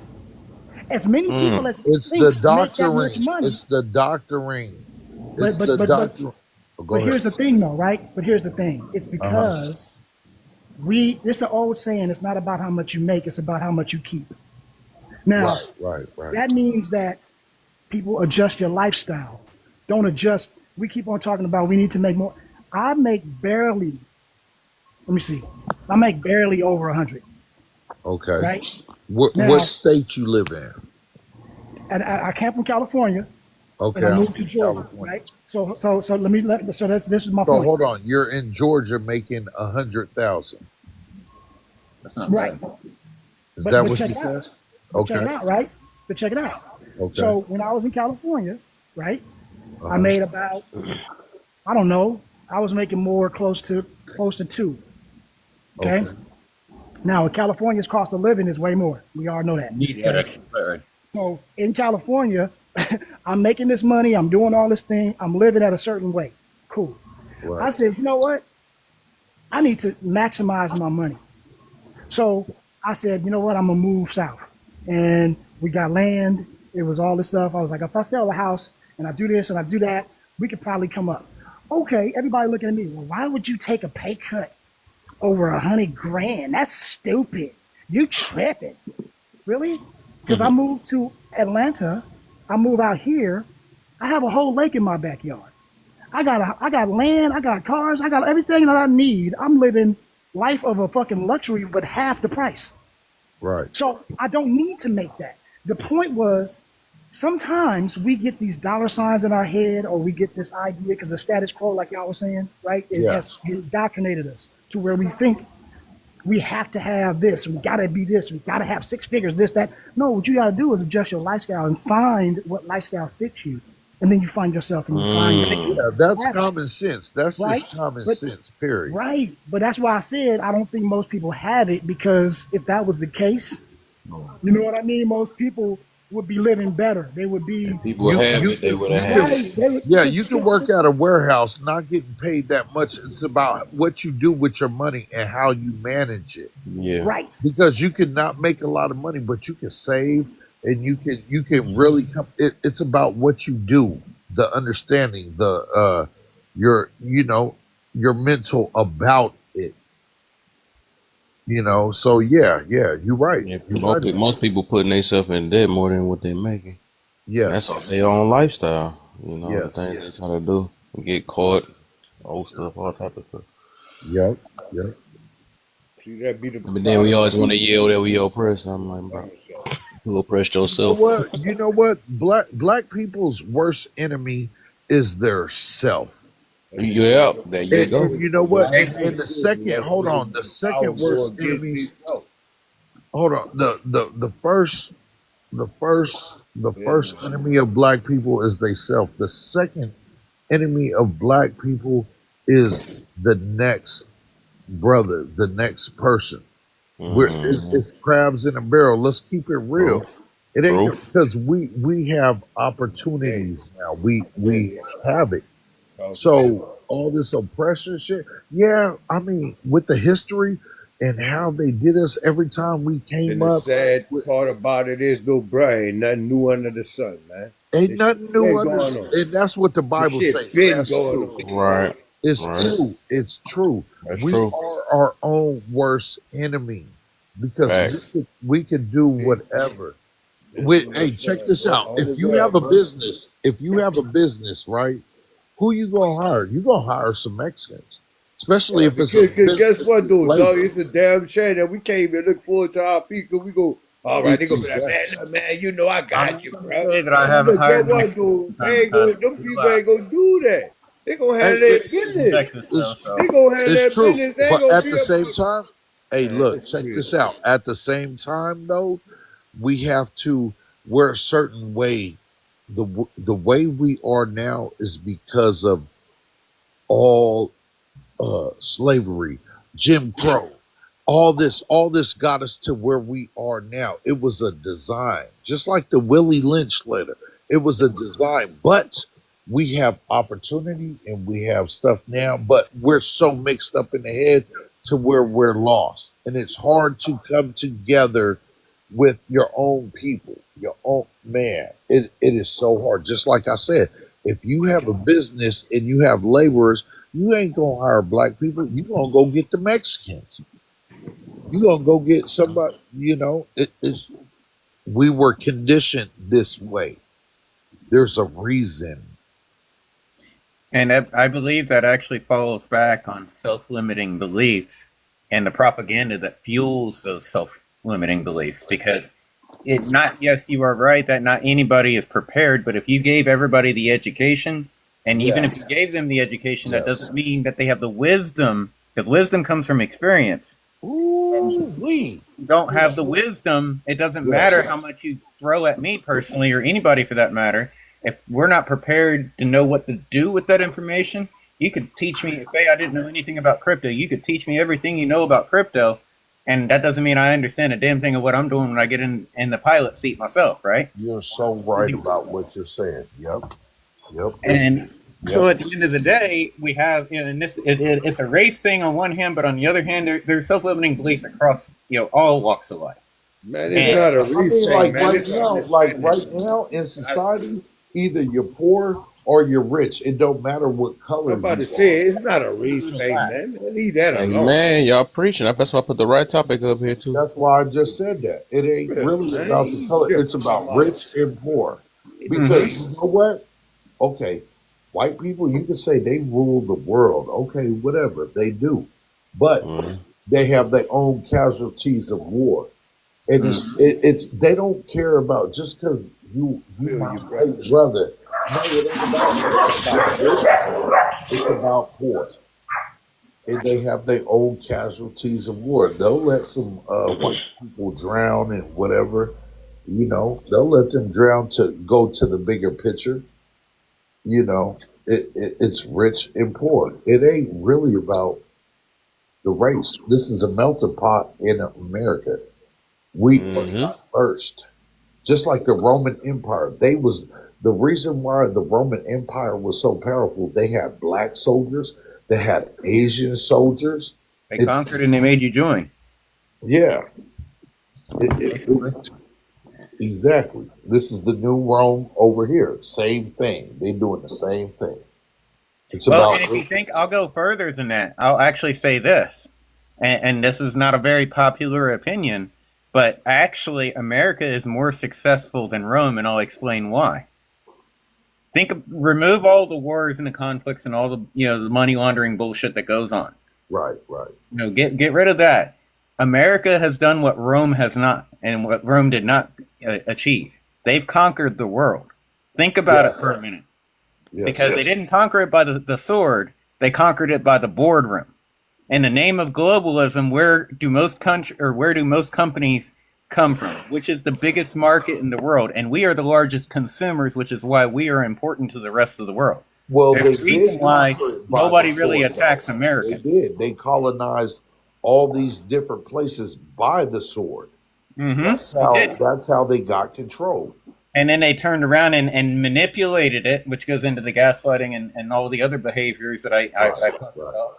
And they manipulated it and then turned it into the UN and all of that nonsense. Right.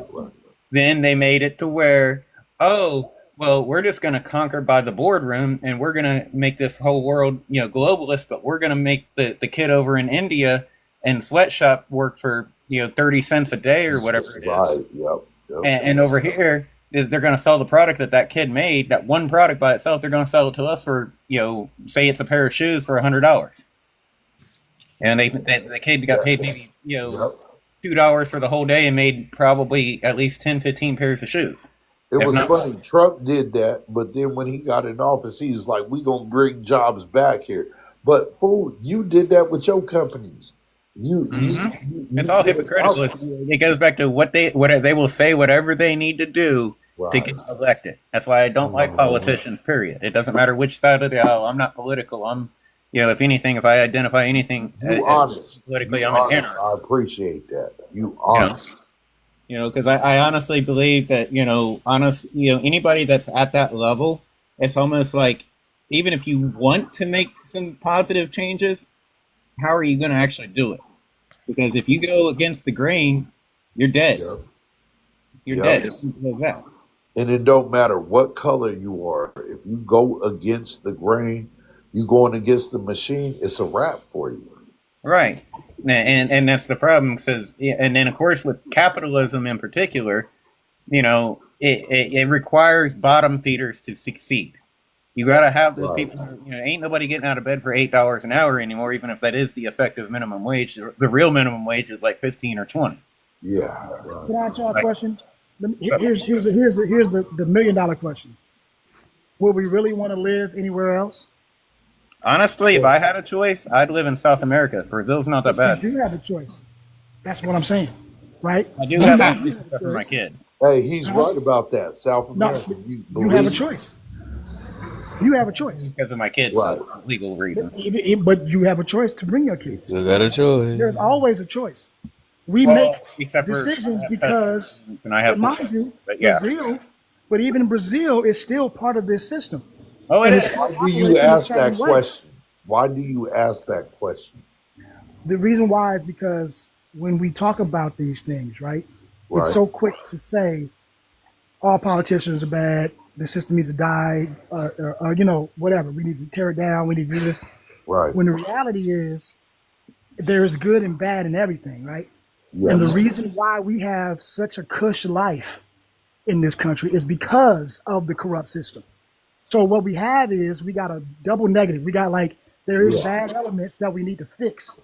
And I would say the more effective conversation is, hey, what can we fix about the system, as opposed to the system need to go? Because if the system goes, then what are we living in farm life? Chaos. Ain't Chaos. nobody Right, doing brother. that. I feel So you. let's be honest. Right. Let's say, Well, you know what I'm saying? Let's be real about it. Yeah, there's some bad apples that need to get up out of here. We need to get them bad apples out of there. We need to fix certain things that need to be fixed. But we also need to understand that the same hustles that they doing is the same reason why any one of us right now can make a platform and go viral and make money. But Right? what We you're have that saying, opportunity look, what you're because of those saying. hustles. You get what I'm saying? So it's kind of Look, weird. look, I get what Yeah, you're go saying, ahead. Go ahead. right? But check this out. We're just talking about how the system is flawing us. We're just having that conversation about it. But at the same time, we know when we look at the world and we look at these different countries, yes, we have it good. Yes, we have it good. We're just talking about the little flaws in it, the little flaws. That's all. We're not saying, oh, this is so messed up to where we need to flee the country and do all this and do all that. We're not saying that. We're just talking about the little flaws. But when we look at the whole big picture, we good. We are happy with it. But there is some flaws that we're talking about. That's all. Right, That's right. it. Right. I'm just saying, but think about it, right? On this panel, we're able to openly say what we want to say without any disrespect, any of that nature, right? So we can throw it out here, be honest, and we can keep it pushing.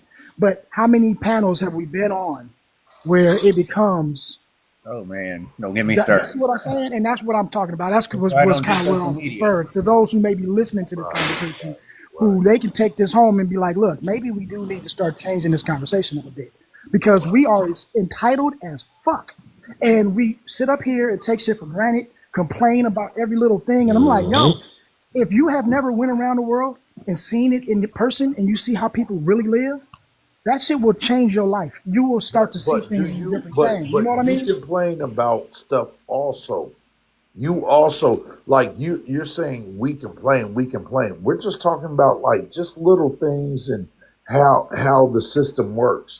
We're talking about little things, but you can't say that oh y'all complain about this and that because we got it good. You complain about it too.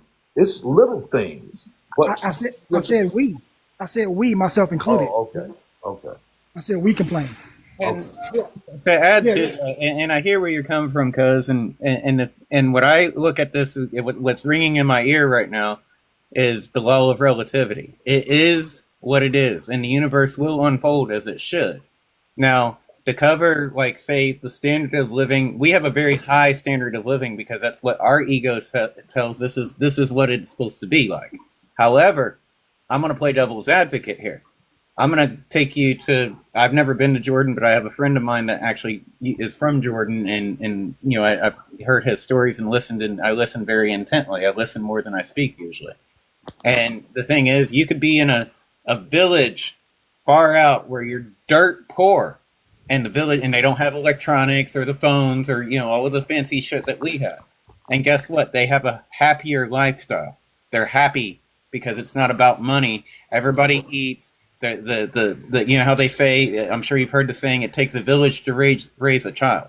They actually take that to heart, and they actually take care of their own, and they're the members of their village. So these dirt poor people that we, you know, technically from our way of life, we look down upon them whether we mean to or not, because from our perspective, we have a higher standard of living. But is it really that much higher? Because it's just, you know, we're looking at the financial dollars. We're not actually looking at the quality and the subjective quality of life. You know, like, you know, there's the other side to that is look how many people, you know, I'll call it the doom scrolling. You know, how many people waste their time and just sitting there on social media not really doing anything. You know, or how many people aren't really trying to even improve themselves, whether they have the skills or not. You can always learn more skills. You can that's a really big issue that I've seen with a lot of people. They don't want to learn the skills, or they don't believe that they're smart enough, or, you know, whatever the case might be. And the truth is if we all came together and treated each other as brothers and sisters, because that's what we are, because at the end of the day, the law of divine oneness, we're all one. At the end of the day, we are all one. Every living thing, every breathing thing, we all have energy. And at a certain point, beyond our conscious existence and our conscious reality, we all become one. So that being said, we're sitting here, you know, no matter where we're at in the world, you know, whether it's the kid that you know eats twice a day or once a day over in Jordan, or if it's, you know, the kid that has, you know, 10,000 calories a day and so on and so forth, for example, they, you know, who are we to judge that quality of life? Like, yes, we are spoiled as Americans. I acknowledge that 110%. Right. But also as Americans, we have more access to education than most of the rest of the world does. We have more access to resources, and yet we don't fucking use them. Right. I guess my thing is, Right. We don't breed in abundance, and that's the problem. We don't breed in abundance. Why not? Yeah, we're not abundant. We have a mindset, a mindset of scarcity. It's always scarcity. Oh, I don't have enough. I don't have enough. And I actually have a couple of courses that I've taken in the past, and I'm a life coach. And one of the things that struck me is, and I can't fully buy into it because I still have I'm sorry, it teaches you in the course that if you can get your mind, you can eat, you know, say those instant potatoes. Say you're so poor that all you can afford. I mean, that's why it's always said that it's mind over matter all the time. I mean, right. And so, it might be cliche, but guess what? That's the thing that's always going to make sense off of everything. It's always mind over matter, because it's your mind that make everything matter, you know? And say you eat instant potatoes Your every mind day, will make everything matter. and you eat those instant potatoes every meal because that's all you have the money for, you know, regardless of your situation and for whatever the reason. Now, you can get your mind, you can be eating instant potatoes, and all it is an electrical signal. Where if you reprogram your subconscious and so on and so forth, you could be eating instant potatoes, but baby, you'll be thinking like you're eating a whole damn 10-course meal. That's what your mind do. Your mind make you think. And the other concept, your mind make you think, feel, blink, live, breathe, everything. Right, and when I was listening to that, the first thing that came to my mind, because, you know, I make a lot of cross-wired connections. Look, there go to your mind. You feel me? You just see first thing to your mind. Old enough it's all about your mind. The Matrix. and your mind makes it real because that part of it, Mind. It's all about your mind. Power of the mind, and that's where we Everything your mind. Self-limiting beliefs. All of us. I don't care what you do. It's all about your mind. Real quick, I'm about to take off, take my ass to sleep. I appreciate all of y'all. I appreciate the host. Y'all tap that. Man, what's up, brother? I appreciate y'all. For sure, man. It's all real, man. For sure. Man, brothers gotta unite, man. Man, it's all real out here. You hear me? I know that's right. Love y'all. Hey, bro. It's all Brother, good, dude. brother, on to Man, this. follow me, man. T done one. You hear me? It's really refreshing to see you join the panel. Man, salute. Let me follow. Let me follow. Let me follow. Hold on. Okay. Y'all Just follow us now. I don't really get on here that often. I'll be honest with you. I hate pushing. Hey, man, I do what I do when I come through. You know what I'm saying? What? I don't know. You know what? My thing is just Everything be for a reason, though, man. Everybody here for a reason, in this bitch. I just want to clarify, like when we talk about these things, it's always good to kind of play devil's advocate, so to speak. You know what I mean? Push the envelope, make the conversation, make us think a little bit more. You know? Hey, exactly, man. Without dark, you gotta have polar opposites. Man, we all in there for a reason, bro. Man, everything where we doing right now, all this shit for a reason. Mm-hmm. And I just want people to think about this when we start talking about, these corporations and all of these things. It's like we have the privilege to sit on a panel and talk about how much billionaires are terrible and the corporations are bad, and we can talk about all of these things speaking on $1,000 iPhones that we got from a corporation, with Coca-Cola in our fridge that we got from a corporation, with gas that's from people that are basically monopolizing everything in our shit, from cars that are made by those same corporations that we don't complain about. And I'm just saying, sometimes if we don't look in the mirror and check ourselves when we talk about this shit, you know what I mean? We got to get some kind of context and some reality sometimes. And the only reason I say that is just because, I came from squalor, made money, lost money. So, kind of seen all of those different effects. And it's like, at the end of the day, that quality of life is really what's important. These corporations going to be here regardless. Like, you know what I mean? They going to do what they do regardless. But we so worried about grand problems, and we ain't worried about our own houses. We not fixing our own shit in our own house, but we want to worry about the world. And that, I think, is just one of those conversations that I think we really need to have. Ain't nothing wrong about that, though, bro. I mean, like I you said, actually though, totally agree. conversation they made to be had, man. You have to have the conversation. Everybody have to I mean, come on, man. That's how we have to communicate. We supposed to sit up there, and that's how we supposed to do for each other, man. Man, look, guess what, though, man? Look, where you at? Look, come on, pick you up. Let's go this. Let's do that. In order to effectively communicate, you have to be willing to be vulnerable. Man, you got to be willing to be open, man. You got to be willing to open to understand. That's what you got to be. Yeah, you feel me? You have to be willing to understand what the next person saying. It might not be, all right, yeah, candy rainbows and shit. I mean, but guess what, man? I mean, it's about what what you need to hear. You feel me? I mean, come on, man. Okay. You tell me about something, man. We chilling and woo. You feel me? Like, all right, man. Damn, man. You might need to cool on that. You did all right for sure, man. You might need to cool on that, man. Whatever. You feel me? It's all about people sitting up there. It's about constructive criticism off of between each other. You feel me, man? Look, we all can change in different ways. If we learn how to do different things in different ways and just understand each other. When we telling each other that, okay, all right, this could change on this slide, because everybody made for something. Everybody made to do something and like kind of alter each other in different ways. And guess what, dude? When we all get off up in that same wavelength, we unstoppable. And change scare the hell out of people because they have a fear of the unknown. Yeah, exactly. You know what I'm saying, man? That shit, I mean, like, damn, man. Like, damn, they all in the same chain now? All right, that's how they rock. All right. Damn, how we gonna stop them motherfuckers? Nope, you can't. Stop playing.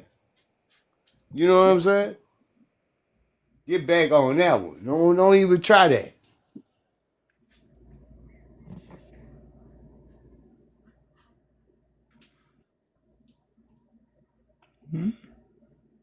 Man. Trying to read what he put here. To answer what he just put up there, honestly, privilege is any advantage that you get within society. My bad. My bad, bro. I ain't mean to jump in you. You know what I mean? You know, jump in front of you. My bad. It's all good.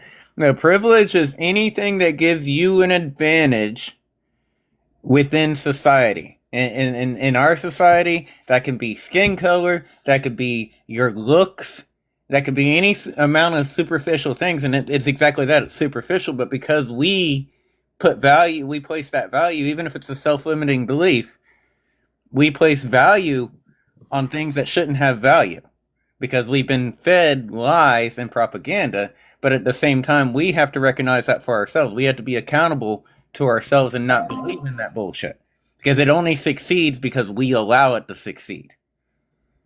And that puts accountability in everybody's, pocket, honestly, because at the end of the day, you get to choose to believe as you want to.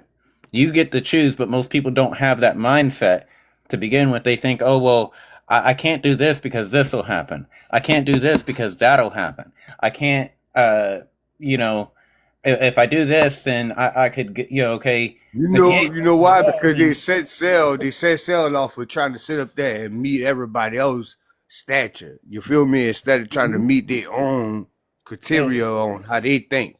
Stop putting people on. They try to make it for everybody else for them to understand and feel. One thing, everybody on planet Earth will not feel everything that you feel. They would not understand everything that you understand. So what are you fighting a losing battle if you think that you will live life and you will have people sitting up there and everybody will understand and feel what you are saying. No. It's not never made to be that way. It never will be. Realistic expectation that will set you up for failure. What? I mean, come on. I mean, let's be real. I mean, come on. Because if we could all, it's just like I could say something, and say it's a certain topic or whatever, and y'all may not hear me or understand me. It could be somebody else that says the exact same damn thing, but you'll understand them better because maybe they put it slightly differently, or just the way they talk, or however it is. Or maybe I'll be honest, I've had a couple of my classes, my life coaching experiences and education experiences. I can't stand the person's voice, so I'll sit there. I'll download. The way I work around that is I'll download the whole video or screen record it or whatever, and then I'll actually use a filter and change the voice so I can still get the education I need. But I have the the mindset for that. A lot of people be like, no, I don't like her voice. Fuck it, I'm out.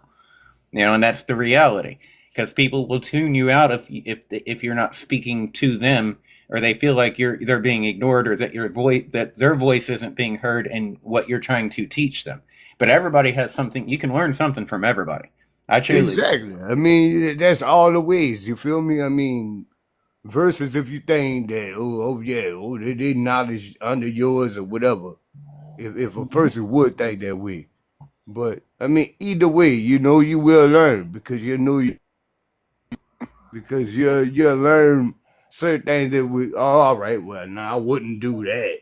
You feel me? Mm-hmm. I mean, you can learn from the lowest type of form of person if you anything. You always can learn from somebody off of everything that come across you. If nothing else, you learn what you don't want. Exactly. That's what I'm saying. You'll learn what you do's and you don't. You'll learn what you would do and what you won't do. Mm-hmm. I mean, like, man, damn, look, man, I wouldn't do that type shit. You know what I'm saying? You'll learn what you would not want to do. Absolutely. Man, that business is coming up. Mm-hmm. Oof. Hold on a minute. I need more coffee. But it's really there, man. Coffee, the elixir. And what everybody else said, man. Y'all tap up, man. We want y'all to tap up. I have a quantitative analysis. I'm five classes from graduating from undergrad, and I'm gonna go into a psychology program after that because that's what I want to do because I genuinely care about others and want to help them. And the thing about it is that my undergrad has nothing to do with psychology. It's just what most of my credits transferred when I transferred a year ago. But basically, it's undergrad's a healthcare admin degree, and I'm in the business math classes. I saved those for last because I hate math and I ain't done it since high school, and I'm 39 years old. So you do the math, and I ain't really. I understand you, little brother. And I'm just sitting there. I'm like, I'm 41, bro. I know where you're coming from. It's like, and right now, like one of them, it's called a tick calculation. And I just spent, before I jumped into live, I had to take a mental break because I got this test in about 45 minutes. But I had to take a mental break from it because for like the last 6 hours, I've been doing the calculation. And then I sat there and I thought about this. It has no real world application. It's a completely fictitious calculation that they're using to teach a concept. But to teach that concept in such a way that doesn't really, reflect reality, I have a hard time personally relating to it because I deal in reality. I'm a very real person, and so for me to pretend, and go up into La La Land, oh, well, this is the calculation. So it took me a good 2 hours of practicing the equation before I finally mastered. Okay, this is the test, but it doesn't have. It's just it doesn't have like the self storage option and all that. So you have to remember to put all the brackets. So I'm sitting there getting these wild ass numbers at first that didn't make any sense. And the whole point to that though is if I can learn something that I haven't touched in like 20 years and do it over the course of one day, because I've only been in this particular course for a couple of days. And I didn't touch it at first. I just jumped in it, and I walked away, and it's Christmas time, and my kids are out of school, and I've got 5 of them in my house and 2 more that don't live with me. So I got a full house and don't have a whole lot of time to study. But that being said, the things that I've noticed when it comes to learning experiences as a whole, learning is a change. Learning is self-growth. And it goes back to what I said, people do not like to change. They don't like to change. They want change. Yeah, bro. I mean, when they get stuck in their ways, bro, and that's what type of shit happened to them. You feel me? They get stuck in their ways. A lot of people get stuck in their ways early. Some get stuck in their ways late.